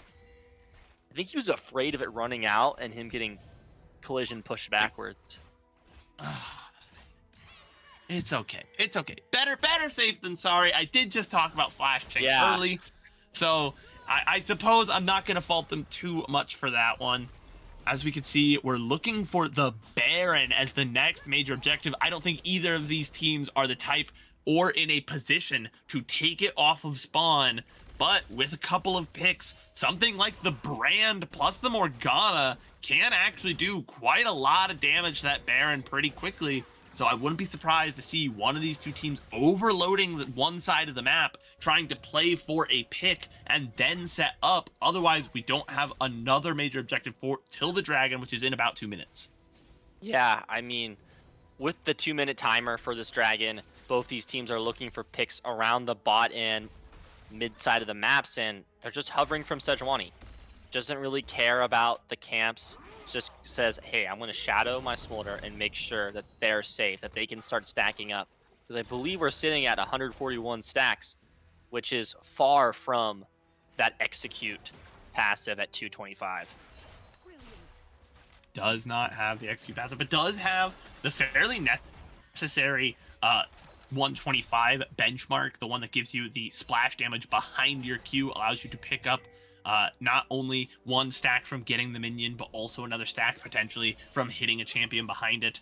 So going to start accelerating there, only has 80 stacks to go before they are a real big threat. I want to highlight our junglers once again because I feel like the ganks from Sejuani have been so powerful. You know, we were crediting that Nunu for being everywhere on the map, but it is starting to cost him. As you can see, there is a massive difference in farm. Ratsu still going to throw hands, and this time Sejuani is not around to counter them, but I don't know if Ratsu wins this one. No, without the healing, and it's just not enough. The Conqueror is just not going to provide. Look at the itemization from the Malphite. He's got not only a Sunfire, he's also got a Thorn, like, it's just everything. Full Thorn Mail and Plated Steel Caps. That guy's taking no damage. He's doing the anti-Irelia build. I mean, that's what you want out of your Malphite, man. He scales with armor. He builds 2 armor items. He's very, very happy. He already 1v1 the Brand, who he didn't even have any magic resist at that time. So I think the Malphite is more than happy. For Ratsu, you got to be wondering kind of the decision making there, because now your team is down a member, down a teleport for this Dragon, and Dragon stacking has been very important. Both teams getting to the max number of dragons that you could have in the last game, and it was the team with the soul that ended up winning. Yeah, I mean, Soul plays. I don't believe it was the team with the Soul who ended up winning that game. Particularly, Did FTD not have soul last game? I thought they did. No, they lost Soul. Oh, my apologies. My apologies. No, you're okay. He made a small difference actually, particularly with that set in that game. He was unable to secure some. You are right. You're so right. How could I forget such a thing? You can't. It doesn't matter how fast you move. You can't dodge the Malphite in his unstoppable motion. So, hey, just press R and they go knocked up. And with that team comp like Smolder and Victor, it's pretty easy to follow. The Black Shield doing great work there. The Morgana able to stop the Glacial Prison from finding any additional value. For those in chat saying production should show Smolder stacks, it's on screen. If you look at the little Smolder icon, you can see him. It's 165. It's next to his teleport icon. Shout out for that. But do you notice something about the itemization coming out from Nunu here? He's going for healing and shielding with the Spirit Visage. Something that we don't often see from Nunus who spec into AP. Yeah, it's an interesting build, the AP going into Liandry's. Obviously, it is a pretty chunky comp. You generally do expect Victors to, in the modern day and age, be running like Grasp plus, a Rod of Ages if they aren't indexing into full burn. They usually try to be fairly tanky. But I don't think that's what Nunu's identity is as an AP champ. You want that R to do as much damage as possible. So this build is certainly perplexing me a bit. They're getting a lot here. The follow-up from Morgana, from him, flashing everything. The Hourglass being secured. They will get a kill. Don't know if it was a necessary burn yet, but they can turn onto the Baron with this. That jungler is dead. No flash. Malphite does have TP. Applejack's just kind of caught out of position. I think vision has been a big issue for both teams, kind of stepping forward when they don't know. Both junglers so proficient at, getting in and forcing a gank if they need to, that not having vision and stepping forward is a big deal. The Baron is shredding them, but they are down a member. Can DNCB try and get a kill off of this? 16-15, it's going to be secured, and they're going to look to turn on to Victor. Victor is down. Eyes turned onto Alpha Sori. He's just kind of in the bush. They're able to protect each other, but they lose their mid laner, who had a bounty. kind of a bit criminal to step forward but not engage. If you're saying, well, they're getting shredded by the bear and their health bars are fairly low, then you need to fight them, right? You need to actually do something. If fighting is sure to result in victory, then you must fight, even if the ruler says not to. But if fighting is not sure to result in victory, then you must not fight, even if your jungler is screaming at you to contest. And if you sit up there and just make yourself a prime target, you're just giving over a bounty, like you said. They needed to just make a call. Either go in, fight, and try and flip it at Baron like it's an LPL game, or back away and, play around the stacking Smolder. They did neither, and so they didn't advance their map state anywhere else, and they also gave up a kill at the Baron. Yeah, I mean, sometimes those decisions, it's lose-lose. This is a common thing that we see in the Cinder League that a lot of teams can take and reflect on going into playoffs, right? We're 2 weeks out. That's a huge moment for opportunity to improve. Meanwhile, they're going after him, and Momo is going to have to flash away, and Girth is also here, CC'd up, and this Irelia Rotsu is on everyone. Ultimate comes down, they will secure the kill, the spell shield keeps them alive. They're able to peel for each other, and the Malphite shows up. There's no stacks available on the Irelia passive. The CC comes down from Caitlyn, flashing over the wall, but they secure a necessary pick. This is one of those moments where I say a lot of League of Legends is can you right-click better than your opponent right-clicks? Fundamentals are so important. You see the positioning there from Momo was really, really criminal. After escaping from that Nunu gank, you could see where the reinforcements were coming from, but stepped into that red buff pit where there were more enemies waiting outside of his vision instead of playing back towards where his team had come from near his base. That small mistake cost him his life. And that's a second kill now that the Victor has given up, despite playing a relatively great game, is up quite a bit of gold on their lane opponent, but is playing that kind of burst heavy Victor build. I am not a fan of this build. I think it is Victor's worst build by a pretty significant margin. Yeah, I think he's in a difficult situation because it's really up to him to be this mid-game threat. Smolder getting closer to that execute marker, but his team is pretty tanky. I mean, tank jungle, tank top, a support which doesn't really have itemization for damage, and they're kind of getting pincered here. As the respawn timer, their top laner is on his own with no TP. They're just kind of getting zoned away, and Victor's the only one who's effectively able to trade. Yeah, it's causing them problems here. They've been zoned out. The dragon started up. This is what I wanted to see from teams looking to fight at those neutral objectives. They've controlled the space first. They made that the first priority and then went after the objective. And that leaves DNCB on the outside looking in. Once you get zoned off of there, you have to make a decision. You either have to advance your map somewhere else, give them that dragon, and force something elsewhere, or try and fight at the dragon. Again, they did neither. They couldn't really look for the steal, and it means they were just kind of spectating. Giving your opponent an audience just means you're not getting gold. You're not amassing stacks for your Smolder. You're not getting gold onto your carries. You're just watching them take a dragon. Even if you don't die, you are still giving them objectives, giving them pressure, and not claiming anything for yourself. Yeah, as we continue to progress this game, with these upcoming objectives being 4 minutes away, what can DNCB, who's down by still 2.5k, as we closer and later it means less, kind of do to swing the lead in their favors? Because right now, they're down a dragon.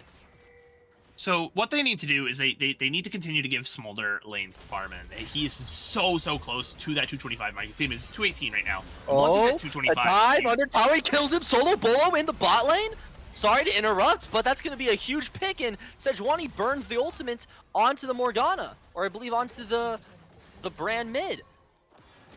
Yeah, and that's a tower taken there for Rotsu. You said, who's going to match this Irelia in the side lane? If it's not the Malphite, then who's going to do it? And the ultimate goes in, he finds the bot lane, he finds the combo. That will be a huge kill onto Caitlyn. They pick up them both, and they're following. And the oft-rolled player finds the angle for the win.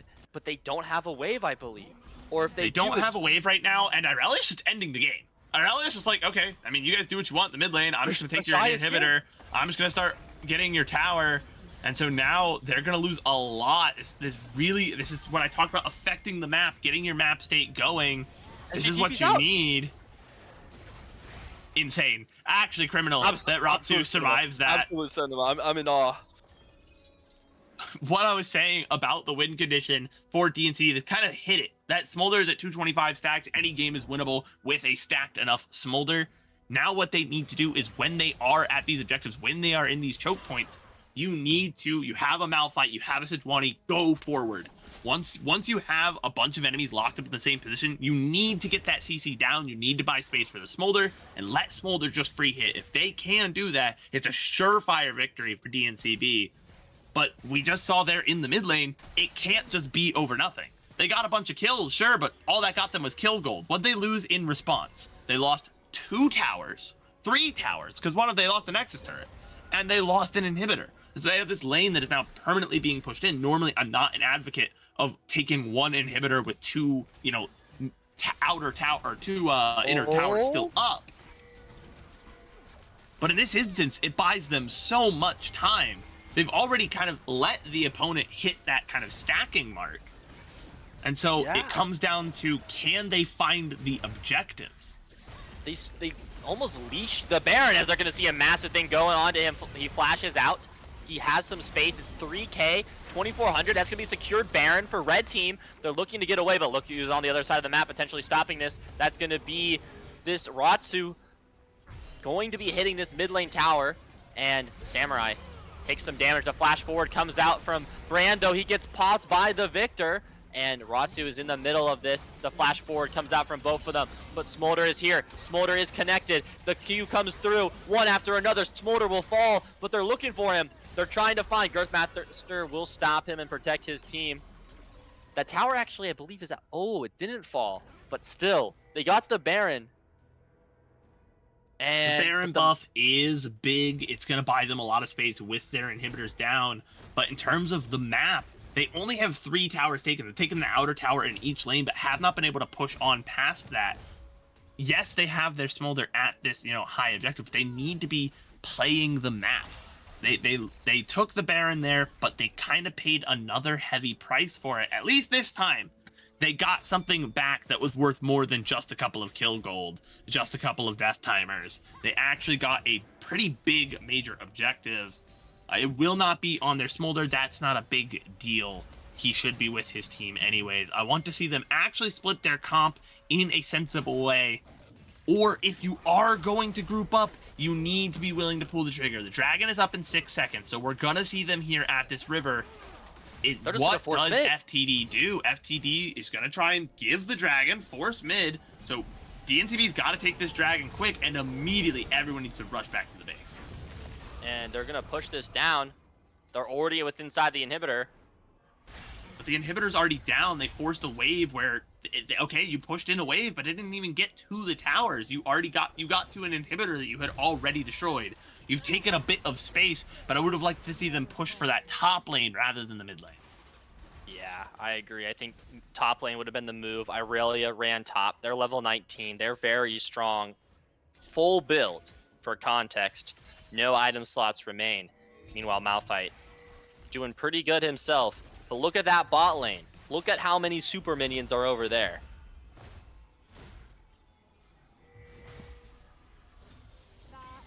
You have quite a bit of minions stacked up and not necessarily the greatest tools to clear them. Victor is going to be okay at it, but does not have the burn build that excels at clearing waves.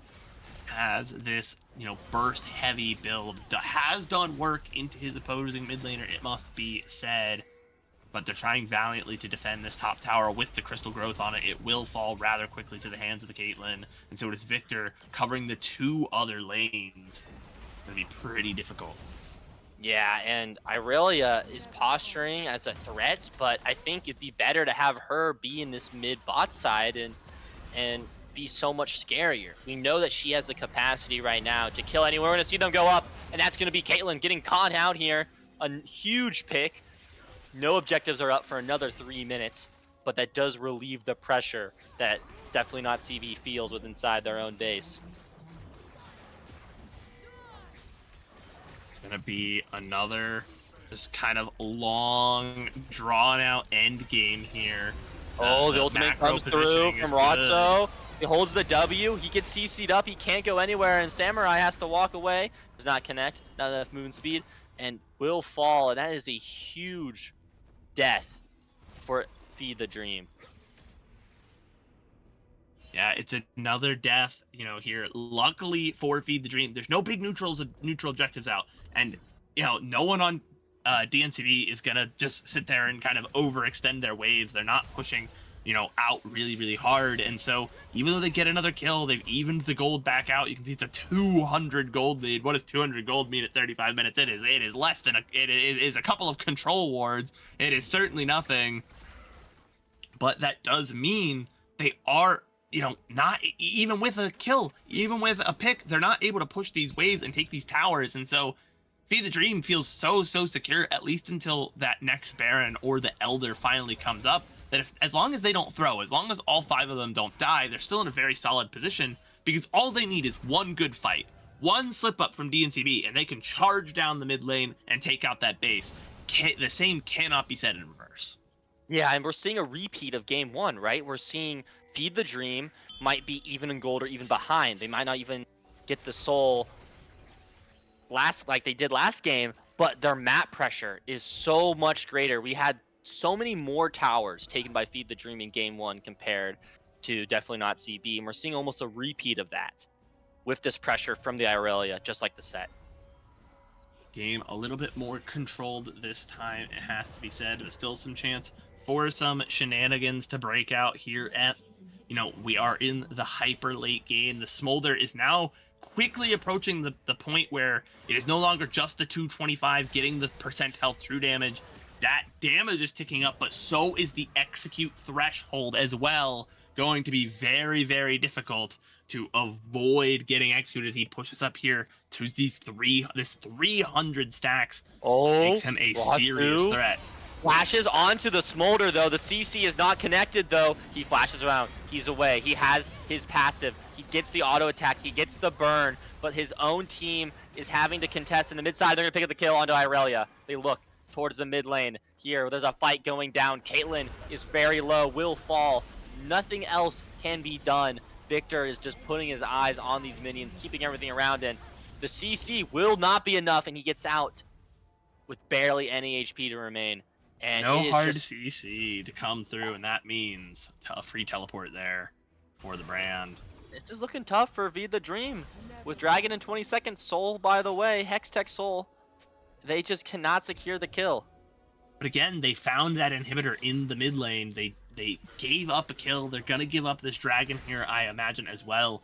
But they're still kind of in the same map position. All things considered, DNCB has to avoid getting, wiped in a big team fight. The second they do, Ratu just runs down their mid lane and takes out the towers, and it's GG. They still have a lot of work to do to get themselves into the position. Interesting here from Samurai. Does not place a ward over the wall. That's tough. That's tough indeed. He didn't want to take the blast cone. Has the Oracle Lens, has no teammates nearby to place a control ward for him, place a stealth ward, and as such just walks into the enemy team. Unfortunate, it must be said, but that's likely going to be not only the Dragon, but a Baron as well. Irelia, recognizing this, just teleports to the enemy base. Oh, this could be huge. There's TP coming out from Malphite. He's trying to stop it. The minions are not here. There's no way that Irelia can end the game because there's no minions to stop the damage. They pick up the Baron. There's going to be some important recalls. Can Ratsu. They stop this? Ratsu just in the 1v1. 4 members. I don't understand why he continued to fight. You do not beat the Malphite at this stage. Look how much armor that guy has. Look how much damage you do to him. It's negative. You literally hurt yourself more than you hurt the Malphite. Continuing to fight him is an insane proposition. Yeah, and it just... He might have got the inhibitor, but he would have been a bigger threat if he was still on the map. Should have taken that inhib and tried to get away. Did land the E, it must be said. Now, finally, with a member down, with the Baron up, we are finally seeing DNCB take some towers. Applejack does a good job tanking that for his team, stopping it as Samurai is looking for something here, and Smolder might have just stepped too far up, get some serious damage out here. Brand still has his ultimate. This could be huge. He has some good damage, and Alpha just stands up so high, gets some good damage himself, but the ultimate ticking around from the Brand will go through, melting most of them. Low members on both sides here. The TP of Baron. Sorry, the Baron recall. Oh? Did Morgana just almost kill the Victor there? I did not expect that damage. Morgana is optimized into kind of supportive mage items, but mage items nonetheless you will hurt. The Glacial Prison not connecting, trying to buy time for Muskrats to get out. They're gonna engage, they're gonna fight. They do have the Baron buff, but he has no mana. First. There's no mana. Even though they get the CC in the roots, they're too low. They need to recall here. Irelia's back pushing the top side, but there's just so many macro things going on here that they can't force the fight. Malphite had ultimate. Not enough mana to cast it. They don't lose any members. They get some good pressure, start sieging that bottom lane tower. They're not going to get it through this pass, but they finally started to take some space onto the map to even out that tower count, and are going to defend their last remaining lane turret there in the top side, and force the Irelia to back. You can see Irelia with the Hull Breaker completely committed to this side lane. You can see that Feed the Dreams inhibitors are going to be up. They get that mid lane inhibitor back in a minute, the bottom lane in 2 minutes, and at that point they'll feel much more confident to play forward, play onto the map. They won't have the super minions constantly pushing them in. Yeah, we're going to see Applejack goes forward, get some good damage, but the level 16 and 15 coming out from this bot lane on Feed the Dream is definitely starting to feel bad. Applejack just does not look like he cares about this Caitlyn. He's just tanking damage to the face. Under turret, stun will come through. Morgana, ultimate does not connect on the Caitlyn. That's going to be ultimate coming down from the Smolder though. They pick up the inhibitor. Ultimate comes through, but look at that Nunu. He's so fast. He just comes out of and oh my gosh, Smolder trying to outrange. Caitlyn though with here, that's going to be the oh my god redemption kill from the Karma. We'd love to see it.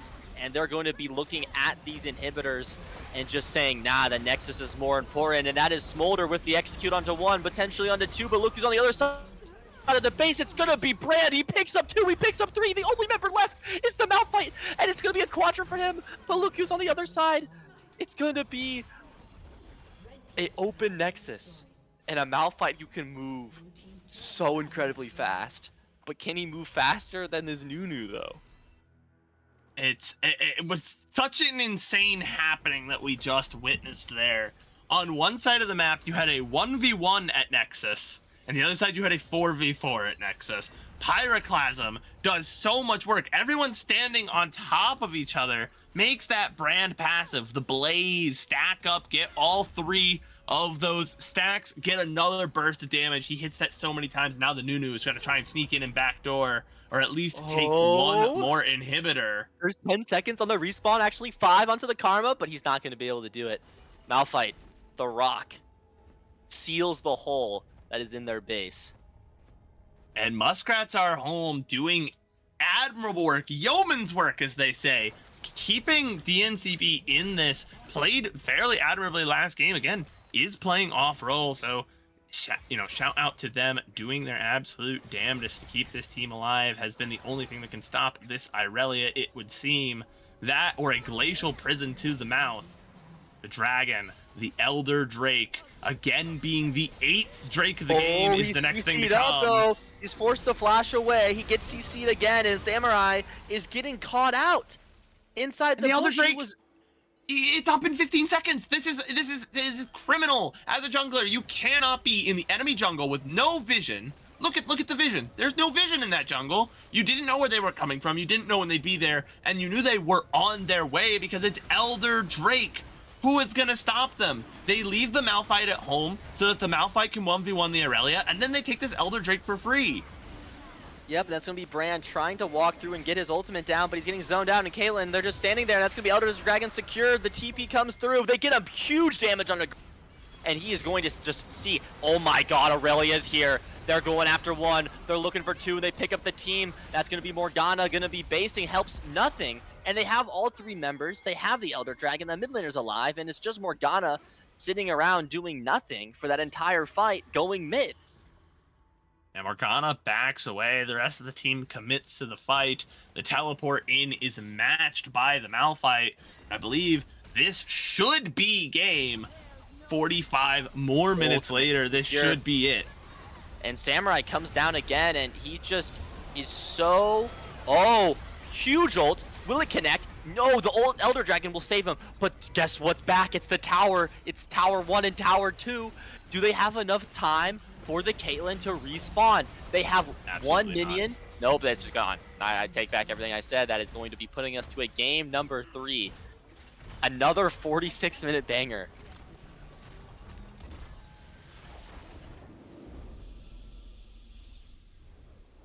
Holy.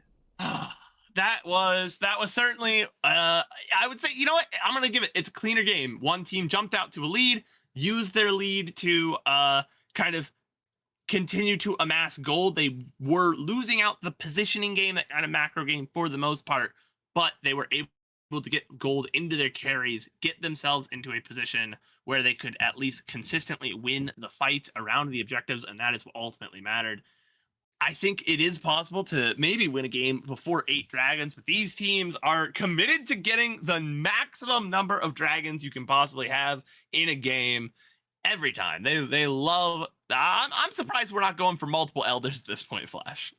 Yeah, I mean, these games are pretty chaotic. Huge numbers on both teams, but if we kind of look at the damage compared to game number 1, it's really just the brand and the Irelia who kind of kept Feed the Dream alive. I was really not happy with that Caitlyn build.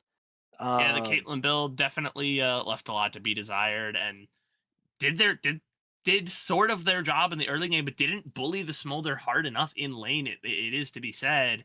They got up to almost 3,000 gold, but you see it flip flop in the mid game, but not nearly as chaotic a graph as our first game was. Yeah, it's going to be pretty tough. But with that, do you have any remarks before we go to a break between this and game number 3? Anything that you would think these teams should really consider before this last draft? That's what I'm saying. I'm putting my hands in the air and I go, wee. Okay. That because if you look at the graph, if you look at the gold graph, it's like a roller coaster, and that's what I think that's what we're in for this final game. Okay. Will Red Side continue the 100% win rate, or will we see an upset, a reverse sweep? Who knows? Stay tuned for game number 3. We'll be back after a short break. Thank you, everybody.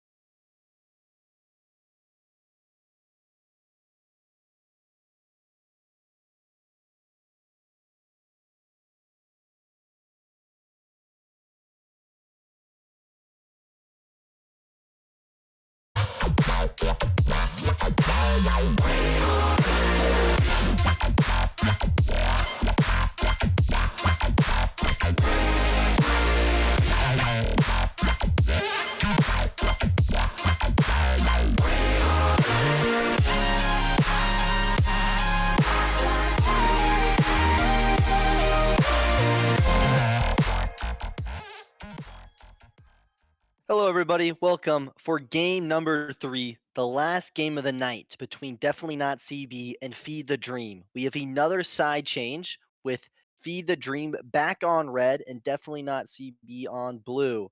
And another 40-minute game for game 2, those who didn't join us or just joining now. That was a significantly less gory game, but still a roller coaster, Bren. Like, it was up and down. It was up and down, not as up and down as the first one where it was just back and forth a million billion times. This one, we saw a lead, it changed hands, and then it changed hands. And once that final kind of transaction went through, it was the team who this time, DNCB, definitely not CB, indexing into that late game hypercarry with the Smolder did work out. So we have to wonder when we're getting into draft for game 3, are they going to continue this same concept of drafting around a hypercarry, pushing through, finding that late game angle, pushing the game to 40 minutes, or are things going to change? One thing I do not expect to change, Flash, are the bans, as we will start with the Veigar ban. Yeah, I mean, while in game number 1, we definitely didn't see a carry performance from Feed the Dreams mid laner, he still played very well. I mean, we saw just a solid game from him. Brand was not as there. He did have a moment with a quad kill towards the end to save his team from losing, but I do think that is still very much a lot of these are respect bans. They know what these players are capable on these comfort picks, and this is game 3. You've come this far. Don't give them their 200,000 mastery point, like 40 game OTP. It's just you just don't do that unless you got a pocket counter pick, which is crazy.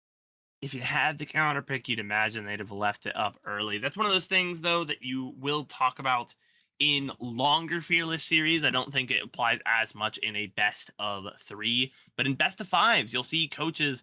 Again, something a coach that I have seen do it is the coach of Red Canids in Brazil, Talkers, where he will essentially take one of the first 2 games of the series and kind of just give you the picks that you want, give you every pick you want. You can have your perfect draft, because now he does not have to ban any of those picks for the rest of the series. And by doing so, provides himself a lot of value in future drafts because he doesn't have to worry about those picks anymore. Now we have seen a shift in the draft strategy, as even though the bans are the same, we see a jungler here, Jarvan 4, picked on blue 1. This Jarvan then immediately followed by Xin Zhao and a ADC. This is reminding me a lot of the mid kind of summer, early summer 2025 draft strategy where we're trading these 2 premier engage gank heavy junglers early on in the draft. I mean, yeah, J4 I think really fits Definitely Not CB's style of having a jungler who doesn't need a ton of gold to provide value, and the Orianna follow-up is just kind of like extra seasoning on top of that. J4, like Sejuani, follows into the sphere of being a low economy jungler. They don't need a ton of kills and gold to do their job, but if they do, they're very strong. And they do the same thing throughout the game. And they kind of allow their teammates to farm their camps in that mid game and kind of just allow their carries to accelerate. And we're kind of seeing Definitely Not CB pick up some more carry focused champions, that Orianna, that Lucian, and leaving open the mid counter pick for Feed the Dream. Yeah, though the Orianna does pair exceptionally well with the J4. A ball delivery system can allow, J4 Xin Zhao obviously can dash in as well, but J4 gets the flag and drag plus the Cataclysm on the R for extra distance, can pull everyone in with Shockwave off of the back of that. And an interesting adaptation here, the Taric support coming out for Feed the Dream will be what they choose to try and survive this upfront, very burst-heavy draft so far from Definitely Not CB, the J4, Orianna, and Lucian ults, all traditionally being used to open up fights. I mean, some pretty strong opening on fights. I mean, Taric's ultimate, one of the strongest in the game. A real test of a player's skill is how well they can use that ability. And with Tristana, actually, for those who didn't know, recently has been played in the mid lane quite regularly in professional play. So that is a flex that is still seen, but it also can be Tristana Taric bot lane. That is also a possibility. It's a very great flex pick, and I'm sure that they know going into this draft that Tristana can exist in both those roles, and trying to figure out if what matchup gives them the most favorability. Tristana Orianna or Tristana into Lucian, right? That mid lane can still get flexed to a better AD carry, and definitely not CB puts a lot of value in their AD carry. I mean, Lucian was so strong in game as a champion overall, but the player piloting him in game number 2 on Smolder and on Jinx in game number 1 just did so much damage, provides so much value, and that's kind of gonna prove it. That Asol.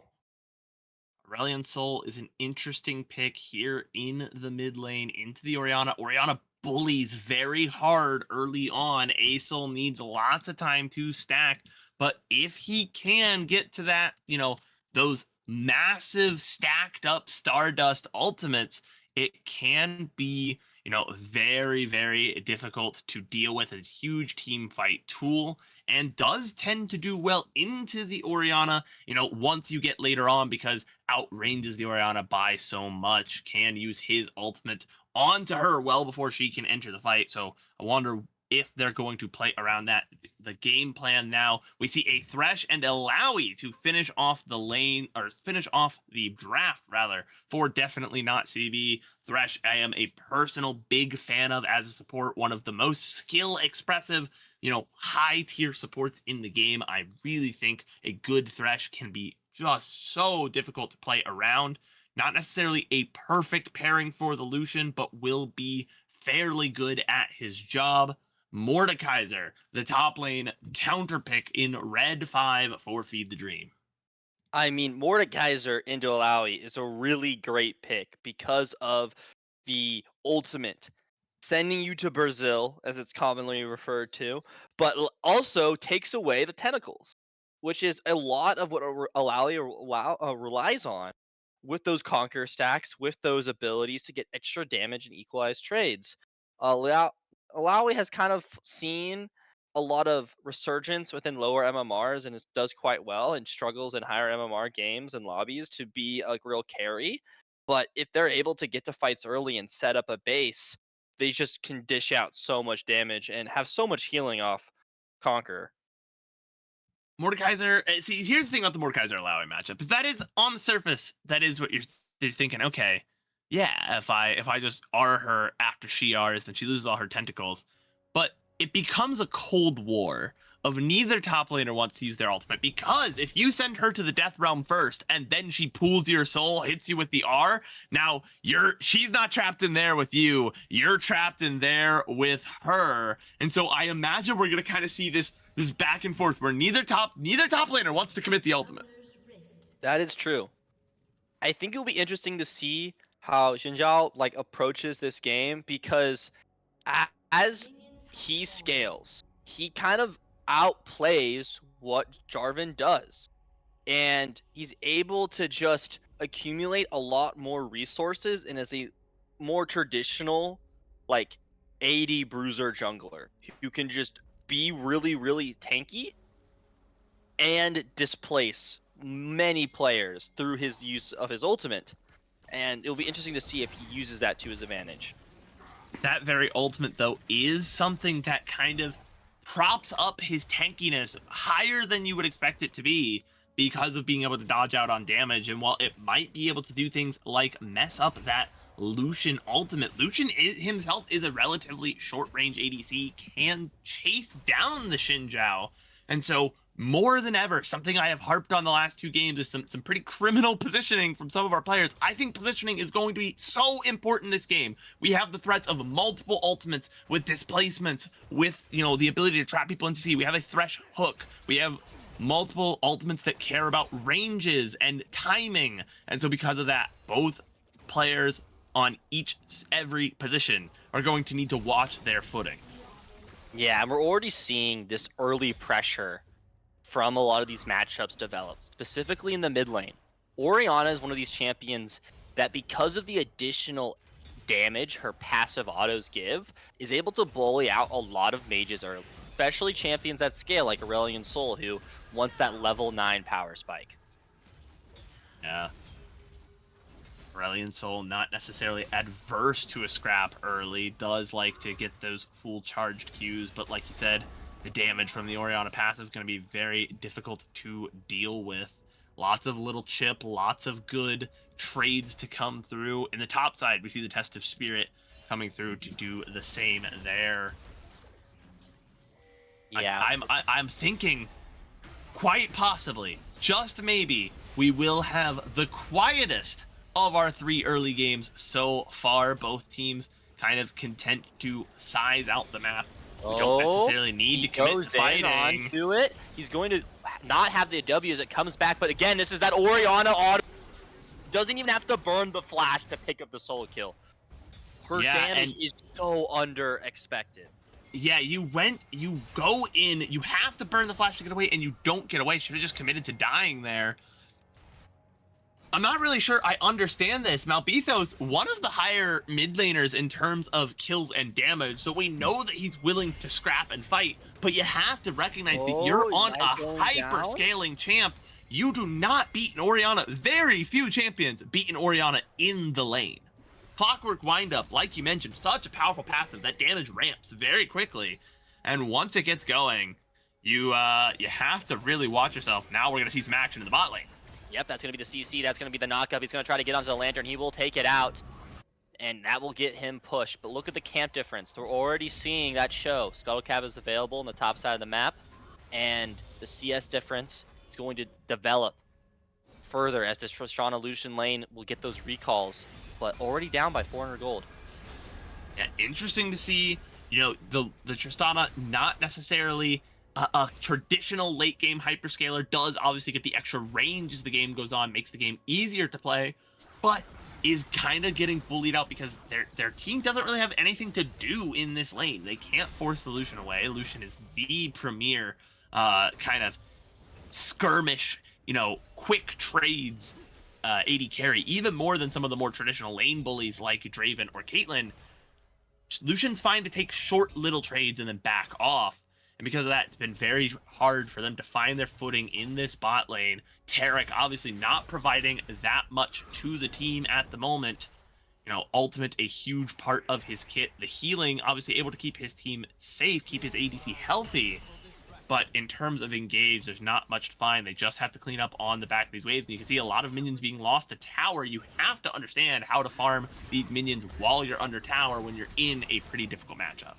Yeah, especially Tristana, the way that her passive, that E, I shouldn't say passive, but the way that her E damage, the additional death AoE, can make it a little challenging. So it requires a little more forethought about how am I going to kill these minions? Are they at the right HP thresholds? And is a support helping? Like, it is a skill to CS under tower, but the support does have to do that job a little bit, and we're going to see a gank coming down. The CC chain follow-up, but there's no CC available. The flag and drag secures the kill as Samurai is not on the level 6, not able to go away. Momo picking up another assist for themselves, and the hook pulling the Tristana. Flag and drag is here, though, but it's going to be a shield, a stun, walking out. He has no flash. Samurai not in a great position. Lucian has the flash himself. He wants to go through. That's going to be a great hook. And it's going to be on to everything. Another kill. So good for both these players. And we're seeing just in the top lane, Ultimate comes down, the flash forward. Rotsu forces him away. And that's right after the base, too. Yeah, an unfortunate timing to be going for this mid lane play. Again, to fight around this mid lane is such a dangerous proposition when you know you are into an Orianna as that Aurelion Sol. You do win eventually. Aurelion Sol does, at a certain point, make that Orianna look a little silly, but it's certainly not pre-6, and it's certainly not right at 6. You need time to scale up into this matchup, and you've given over these kills early on. Another hook is going to come through, but that's going to be Mystic Chaos being able to walk away. Mana's there to provide the CC, but it's already looking very DNCB favored, up over 2,000 gold in 6 minutes. Most of that exists within the AD carry role. We'll have to see how it goes, because the previous 2 games we've seen early leads go to waste rather quickly. Both teams having had their moments where they just kind of choose to fight it in an opportune time and give over a complete ace. So we're gonna have to see if they can improve upon that if they want to maintain this gold lead here for DNCB. But they do seem to be taking a good advantage of it. A lot of this gold, like you said, being on this Lucian, where we kind of highlighted this is going to be one of the spots where they can win out early on in the game. Yeah, for sure. And Tristana really takes a few items to scale that additional crit to give her that extra range. Will be quite hard. And they're going to hit another one. They're going to get underneath. And as Alpha doesn't allow the Tristana to pop that path, that a bomb usage will not allow them to go in. And this gold lead through plates and CS just continues to ever grow. Explosive charge, one of the big points for Tristana to get damage down, get quick trades out, but no Tristana trade is going to be quicker than that Lucian double tap. In the top side, Ratsu and Muskrat's kind of just fighting back and forth, and this is the most even their lane has been all day, as now they are almost exactly the same at 63. Ultimate comes down, that's going to be on top of them, but he's locked inside, and it's going to be Samurai pushing them away, but he's inside the ult. Actually does not send out the Alawi, and is able to secure 2 kills for DNCB in the top side, growing that lead to 4,000. Meanwhile, this Orianna, because of the nature of Crescent Guard, if you challenge someone with with Wind Becomes Lightning, or you have autoed them with and proc Determination and challenged them, you do not push them away with Crescent Guard. So Alawi, having been challenged, does not get pushed away by the Crescent Guard and is able to just quickly respond with the leap or the harsh lesson. My apologies, and just immediately get another kill there in that top side for her team. And now it's a 6-0 lead, 4K. I think this is the largest gold lead we have seen this early all night. yeah, it's pretty bad. Most of this exists between that bot lane, but something I want to also highlight, though, is Orianna, I believe the ultimate is still available, has the ability with this J4 to provide so much damage through Shockwave. And, it's just really hard for immobile carries like the Asol to do anything when those abilities are still on and still available. The Astral Flight not going to be fast enough to get you away from a ball delivery system. Not when he can drop, the flag and drag combo into a Cataclysm. There's no real easy way out of that. And in the top side, now you're going to see the power that is this gold lead, this kind of domination. Yes, like I said, the Mordekaiser can ult you away from your tentacles if you ult, but if you just never ult and you just bully him the old-fashioned way, then you're not too upset about that Death Realm up there. And if he ever chooses to send you to Brazil, it's a bad day for him. Yeah, that is true. A very common thing that I will iterate to a lot of the top laners that I play into when they complain about Alawi is when she hits you with that spirit, the best thing that you can do is just walk away.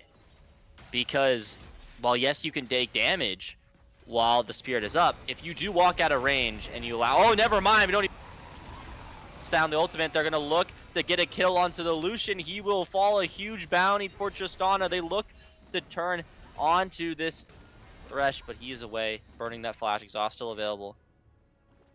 Didn't even get to finish my point about the Alawi thing, but Alawi really relies on you staying inside. TLDR. Oh, Wha- nope. He flies away. Flies away. An interesting happening there from the J4, kind of completely flubs the combo. Flag and Drag does not connect, and as soon as the Astral Flight comes up, flashes at him, then Cataclysms. The Cataclysm does not in and of itself CC. It just No. drops a terrain, and that terrain did Doesn't not cancel matter the because he's Ace Bolt. Astral Flighting away. Yeah. I mean, he did have Shockwave available, and he would have to use it, and he is quite low. This could be a Shockwave turn moment for Momo, doing quite well on this Orianna. Posturing, has 1,000 HP.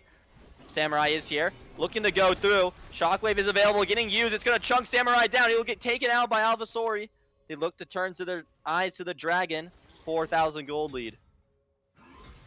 Yeah, just going back to that previous point about the R onto the Aurelion Soul, how it works is that, yes, there is an inherent CC, Oh, but it's Muskrat? part of the terrain. Muskrat? Oh, he flashes. Oh, the Q comes down. Rotsu is just so done with this Alawi shenanigans. Getting a solo kill for himself. The Brazil terrain will moment. the terrain knocks you aside, and with the Astral Flight, you ignore terrain, and so there's no CC onto an Astral Flighted Aurelion Soul. Is something you have to keep in mind. That's kind of an interaction you gotta know.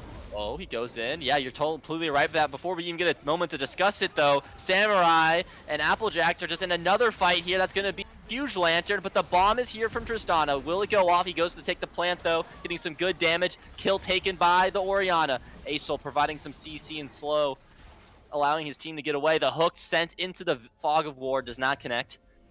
With the Dragon, though, and the kill secure, they look to stabilize the map. Yeah, another dragon here. This time we are going to see the first two dragons both go to the same team. They're going to try and stack those up. They have such control over the mid and bot lane. That's what's allowing them to stack these dragons, very readily. And meanwhile, again, it comes down to this positioning. We've kind of stepped forward erroneously a few times. Once we push the J4 away, we can see we have minions in the mid lane. We know that Orianna rotated out. We know that she's over. We should expect that the support is coming up to support his jungler. And we don't do that. We go forward and it gets us caught. And now it's very difficult when you're down just this much gold on that half of the map to play out these fights. But this is the stage where it becomes very difficult on the top side for the Alawi. Yeah, I mean, it's really hard for both the solo laners of Feed the Dream. Feed the Dream is having a hard time with their mid laner, but their Mordekaiser is in Brazil eating it up with another solo kill. But Asol is not so lucky. Down by almost 15 CS before 15 minutes, along with multiple kills giving over to the Orianna. I mean, Orianna still has ultimate up. Could use it to chunk him out of lane.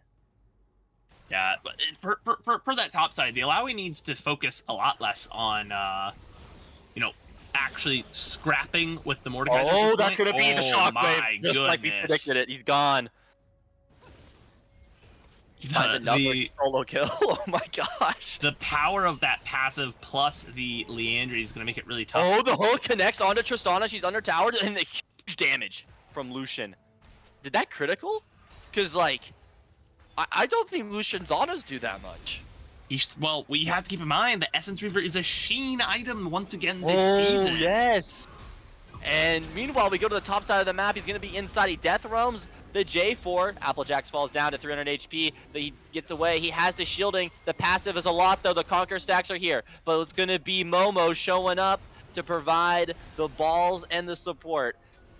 Oh, that will not connect. Samurai looking to turn something onto this. Marks him. They know there's Ultimate no comes jungler, down. they know there's That's no the top calling, laner, though. They know there's no mid laner. Oh, that's a hook. The CC connects onto both of them because of the thresh. He gets over the wall. They don't have anything to follow. He gets some good damage. He's right on top. The Q does not go off in time, and they pick up a double kill on the bot side, getting some much-needed gold in the pockets of this Tristana.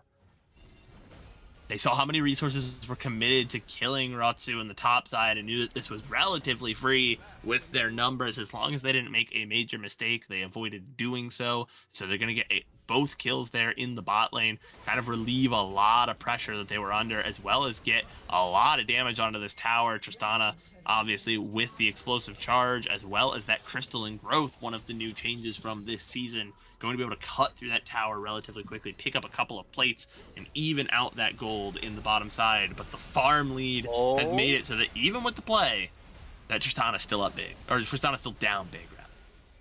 Yeah, I mean, Tristana, that farm and those plates, I mean, we're looking at nearly, actually just over 60 CS between the two of them. And that will really materialize around this next dragon in a minute when they show up, and Tristana, barely sitting on a completed item and boots, has to deal with a lot of resources available to this Lucian. As soon as he also finishes his next item, the gap is just going to feel worse and worse. Goes in, forces the flash. Applejacks with the ultimate comes down as Alpha is here. He's going to get some good damage onto them. The hook followed up onto Tristana. Tristana was not watching, dies actually. The Thresh Cade's getting some good slow. But we look at Muskrats on the top side of the map. Has the tower. Going to be able to use those tentacles to get some good damage. But this is a hard matchup. He might have got some kills early. Yeah, but it is after that first item where it becomes pretty tough, you know. Alawi itemized into that, you know, that frozen gauntlet for that first item, and while it does give you damage, under tower, he's gonna stay alive though. They're gonna get away as Alpha's gonna actually secure a kill for his team, and he goes forward. The flash, massive gold turnaround, over 2,000 from here. It might be an unofficial ace. The auto deck coming out from Applejacks will save him. But huge plays for Feed the Dream. They keep the dream alive. We have to know when to break off plays, because once we get our value out of something I really advocate for, once you've done the valuable part of your play, you don't need, like, it's always greed, you know. It is that push for greed. You want more tower plates. You want to take that tower, but you have to recognize, hey, wait, is that a Mordekaiser? Uh-oh, that's bad. Like, you guys think Aurelion Soul has ult up? We probably should be worried about that. You know, you push in, you get your damage on the tower, and then you leave. Yeah, exactly. I mean, they have enough of a lead where it's not going to be too devastating. A lot of that gold did go to the Mordekaiser, but Mordekaiser is now able to bully Muskrat so far away. He's just like, even though the ultimate comes down from both of them, he's inside the Shadow Realm, has the Conquer, with a ton of tentacles. They're able to do some damage, but it just does not look like it's enough. The shield is still available to flash forward. This could be a kill. Not enough to come through. He's going to be able to get some huge healing. You can't continue to just throw hands. You know the guy's going to beat you. At this point, the only kind of real value you can get is to hope you can test of spirit him over and over and just play backwards. But if you're that far into the lane, he's just going to walk you down. They are going to get a tower in the mid lane here. They are going to find some value on the map. And it's kind of the reverse of the last game, where there was all this time where, you know, DNCB was picking up kills, but they just couldn't get through the towers. Feed the Dream has been picking up quite a few kills in these last 5 minutes, but still has not broken a first tower. No breaks open for them, just plates on the map. There's still 3 plates remaining in both the mid and top, 2 plates left in the bot side. The next major objective is this Baron here, but certainly neither team is going to commit to this one this early. Not with the AD carries they have, not with the solo laners that are present. We can see the worm spawning in, but I would be mighty surprised to see any action here for 5, maybe even 10 minutes, considering the way these teams have been playing. Yeah, you're completely right. Something I want to point out in this itemization is this Orianna. Having not only the sorcery boots, also has another sorcery pen item, picking up 20 in that second item completion, and the Ludens. Again, no one has magic resistance on the side of Feed the Dream, so Orianna is going to be doing huge damage in this next team fight. Yeah, but on the flip side, no one has magic damage on the side of DNCB, and that means this Mordekaiser's running rampant with 2 AP items that this Leandri's putting in work. I understand. I was going to say earlier before we caught another fight, as we're going to see here in this top side, I understand the idea behind having that Frozen Gauntlet. It is one of Alawi's best items, but into the Mordekaiser, I think it is a bit of a throw. You need that magic resist to deal with his passive. He's going to pick up one. Can he find more? Yeah, I don't think he's going to be able to do it, even though he can get some good damage and pick takes off the J4. There's just so much damage coming out from this Lucian right now, and they just have to respect that he is on 2.5 items compared to the Mordekaiser, who might be on 2.5 items, but he's a bruiser, stuck in Cataclysm. What are you going to do? You just have to sit there and just get dashed around by getting shot by a gazillion bullets. Well, hold on. It's not bullets, flash. It's gunlight. All right. Oh. Very, very, very important. And I think, you know, maybe LeBlanc in her infinite quest to seal Mordekaiser permanently just needs to hire Lucian. Just needs to get the Sentinels of Light involved. The Spectral Light, he wants to save his wife so badly that the flash forward comes out from mana. They're gonna ultimates onto everything. The Lantern coming down. He takes over the wall. What a massive play from them. Both flashes being used, but that's a massive ult and cooldown being used from Taric. Sure, yeah, it is a big ult cooldown from Taric, but I will say, with, you know, you still have a minute until the next dragon is up, the next real objective that we have a shot to play for. The Taric ult will be almost back up by that time. The flashes won't. I will almost always trade my ultimate for multiple opposing flashes. So not a terrible play, because one of two things happens. Either they use the ult plus the Xinjiao flash and find a kill, and then can continue to push this top side and set up for the dragon, or they force out the flashes. That's what they got, and now you're going to see the focus shifting to this bottom side of the map. A death brush set up here in the bottom jungle. Yeah. It is interesting to note that there was multiple flash drops from both teams. Lucian, Thresh lost theirs, but so did the Taric Xinjiao. Like, they also dropped their own flash to try to make that play happen. And Orianna just got a sit bot, pick up 2 plates, has no summoner spells, lost, almost has their shockwave, and it looks about 10 seconds. Perfect timing for this, and the death push. Just sitting there, ready to go. Yeah, they've been chilling here for a long time, but the longer you chill here, the more resources you are giving up to chill here. You've now shown your Thresh on vision, so they probably saw you off of the wards. They know where you are. They've taken a tower in the top side. They've committed to, hey, we're not getting this dragon. We're not in position for it, so let's find value elsewhere on the map. And that's what you need to do. If you're ever in a position, these young teams, these lower ranked teams, what they need to understand is if you can't get to the big objective, find yourself a consolation prize. Look at the pressure they're getting in this top side. They're pushing out this mid lane, and that's their consolation prize for not getting the dragon. And they're, in addition, able to continue stacking on their Aurelion Soul. You can see it's 234 stacks of Stardust. That's nothing to sneeze at this stage of the game. No, you're completely right. A common occurrence that people really admire in pro teams, but we don't see often in solo queue or even in some of these lower MMR games, is the playing for second prize, right? You might lose the objective and you might not be able to make a play, but taking that second place prize is really important because it keeps the gap close. Interesting. The worm is started up here. They're going to get shredded. They're taking it relatively quickly, and they don't know that Mordekaiser back. Mordekaiser sure did. No, I don't think anyone even knows that they're on Baron. They take it for free. Yeah, they were just sitting there. I don't think that Feed the Dream knew they were on Baron. This is a matter of vision control. You can see that the total vision scores are not terribly bad for either team, but it's a matter of where that vision is. Having, at this stage of the game, 24 minutes in, the Baron has been up for 5 minutes. Like I said, 5 minutes before we're going to get onto that Baron.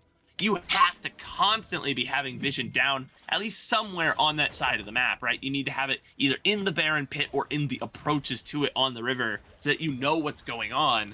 Yeah, your vision is good on paper. You see 72 vision score for the Taric or 23 vision score for his jungler, and you're saying, yeah, that's fine, but you don't have vision where it critically matters, and that's what cost them there. Flash getting burned, but Mordekaiser looking to go in, but this Lucian is real scary. He's got 3 items. This is kind of that sweet spot for him as a champion. And this push coming down from Baron, the Alawi is going to be the punishment. Without Flash, he burned it earlier for a Spirit. Going to get dropped down, hold through, no ultimate getting cast, just getting chunked out, will fall to the Mordekaiser. They take the mid lane tower here. But actually, no, it still has one play left. Yeah, this is one of those things, right? We are gonna lose our top lane or top side. So what do we do for that? They opted to try and stay in the mid lane, but they weren't really ever threatening to get that tower. I would have used that opportunity to get back out on the map, put someone into that bot side, and push out that way. Oh, instead. the ultimate comes down for Lucian. No, Lucian's stuck in the Shadow Realm. He is so very low, and another trashes into the hammer slam. That will cause him to fall, but Applejack is here, and that's going to be a huge ultimate, a Cataclysm. Shockwave has not been used from that Orianna, and she is strong, 7-1. Got to be careful about her. She could just take someone out as they flash right on top, going for it. She pulls away the Jinjiao. The flash comes through. Ultimate from Aurelion Sol. Huge turn for them. Flashes following. They get another kill. Trist looking for it herself, but this Thresh is going to make his way out.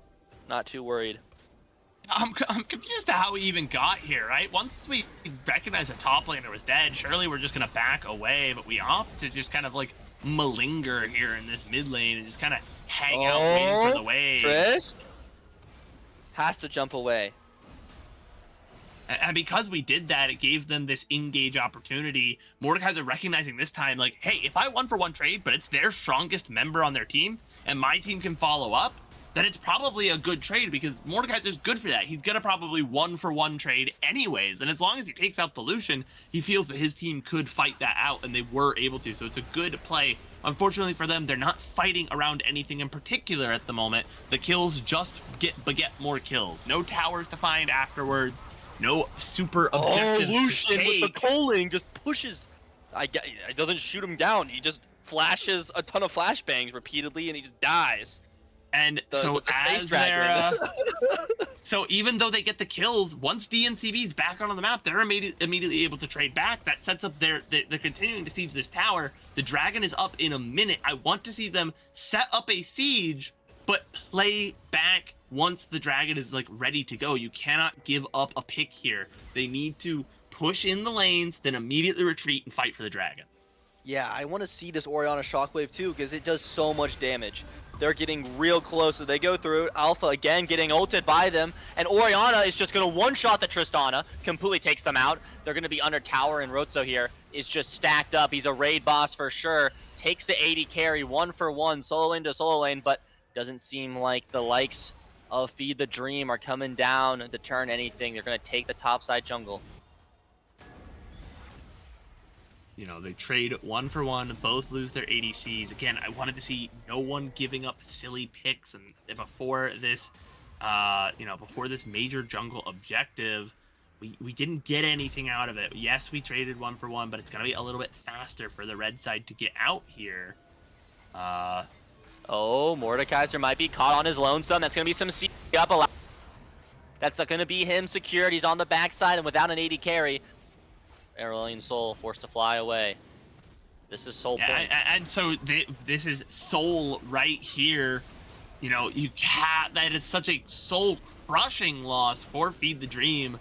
Losing their Mordekaiser just due to poor positioning, due to misreading the map. You can't be just stepping forward all on your lonesome. You need to group with your team and fight as 5. Yes, obviously you should be contesting Soul. You should be there approaching the dragon, but you need to be there approaching the dragon with your team. Doing so on your own just because you have 10 kills and you think that at 4 items rather, that you're just the son kill of a Mordekaiser. You might have 4 items, but they had 4 teammates, my friend. Yeah, I mean, at this point, Mordekaiser's wallet is not big enough to just slap around. There is some very fed members, and it looks like Musk is going to secure the kill. The ultimate comes down from Asol. They're going to look for another one. Again, a Cataclysm will secure, forcing away the rocket jump from Tristana. They take the inhibitor through mid with Baron up in 30 seconds. Yeah, so this is, again, when you have an objective getting ready to spawn, I think it's a good time to just take your 1 inhibitor and leave. Normally, like I said, I've been a big advocate this series for setting up multiple inhibitors as they death push the Mordekaiser. But Mordekaiser ults the J4, secures a kill for themselves, and with Tristana there to supply some DPS, they turn a 1-for-1. This is a junglist team. They can't force the Baron. Yeah, like I said, normally I'm a proponent of taking 2 inhibitors at the same time rather than just taking 1 and leaving it. But with an objective up, you can do that so that you're forced to respond to the super minions while you take the objective. But they opted to try and fight but you engaged onto a full health Mordekaiser, you didn't burst him down, and he just presses R on your jungler. Now you have no smite, so are you really going to start that worm? I would think not. And so you've kind of wasted your turn on the map. You set up this play with the mid inhibitor, and they're just using that to farm out under the relative safety of their side of the map. Yeah. Look at the gold, though, on this Lucian and Orianna. Orianna has a completed death cap, has already started building another Magic Pen item. The only Magic Pen currently on Feed the Dreams team is this Xinjiao. Like, that is just not enough magic resistance. I mean, they're just going to get... He completes them all, which is awesome, and will give him some more survivability, but this Asol and Tristana have been getting repeatedly nuked by Ori. The thing is that at a higher level, you just can't really afford the itemization into defensive items, at least not this early. That's usually what the 4th, maybe 5th item slot is for your AD carry, is a more defensive item.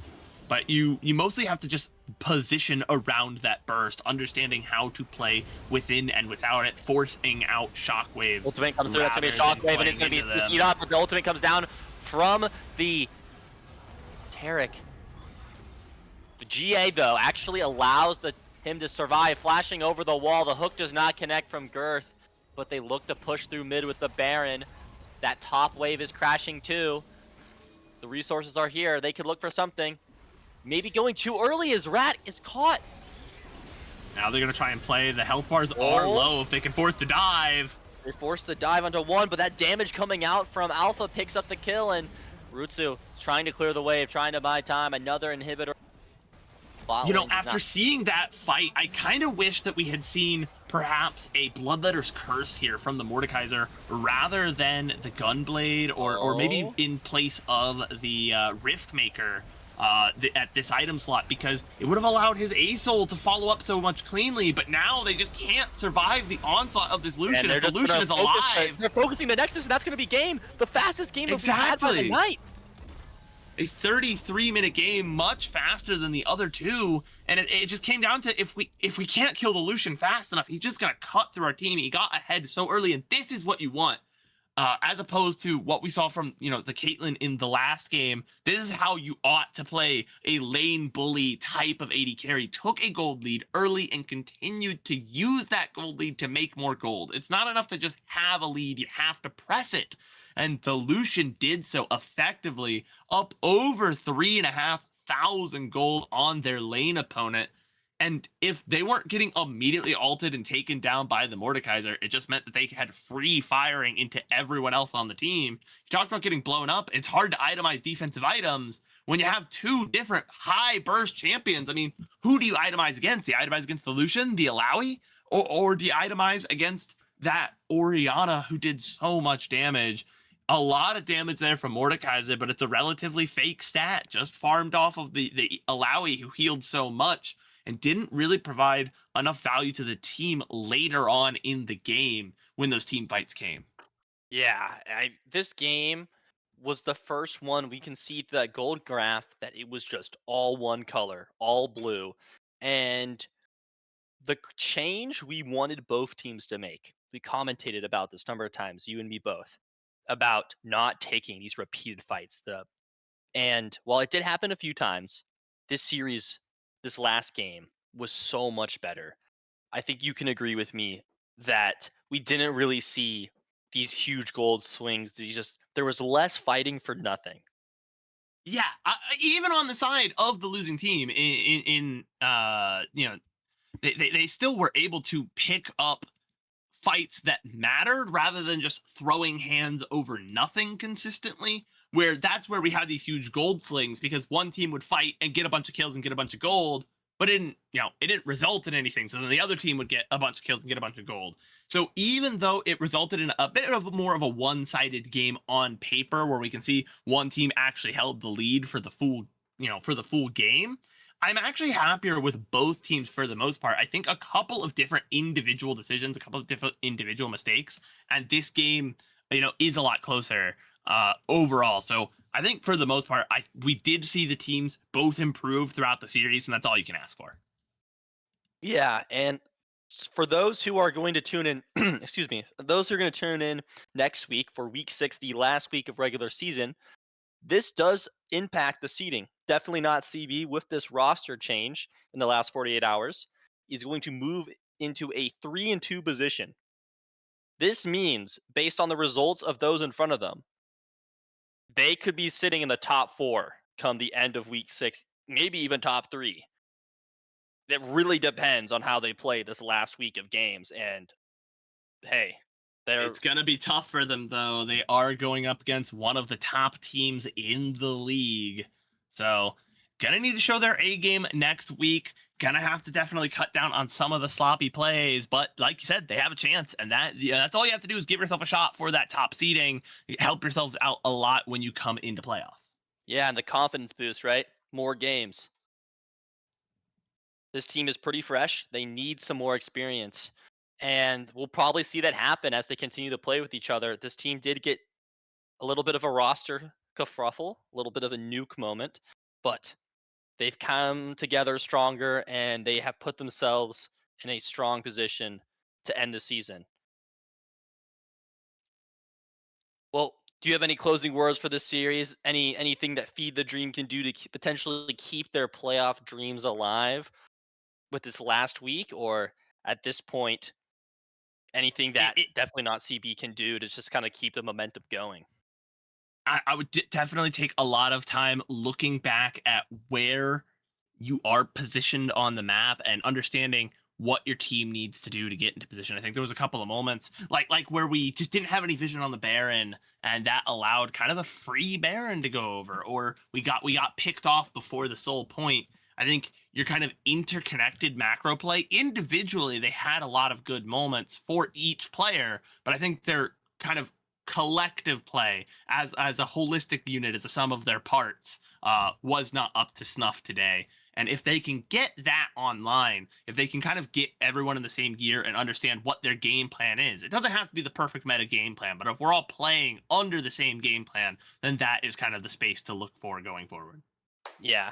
Well, with that, thank you guys who've been here for all 3 of those games. Those were some very long and an emotional roller coaster, to say the least, but a clean ending coming out for definitely not CB. Changing things up. They lost game 1, turned things around, and closed it out strong. But that will be, I believe, the second to last game of week 5. We have one more game in week 5 left between Phantom Troop and Jolly Rogers. So that will happen later this week. So stay tuned. And if not, we will see you next week for the last week of the regular season. Thank you, everybody.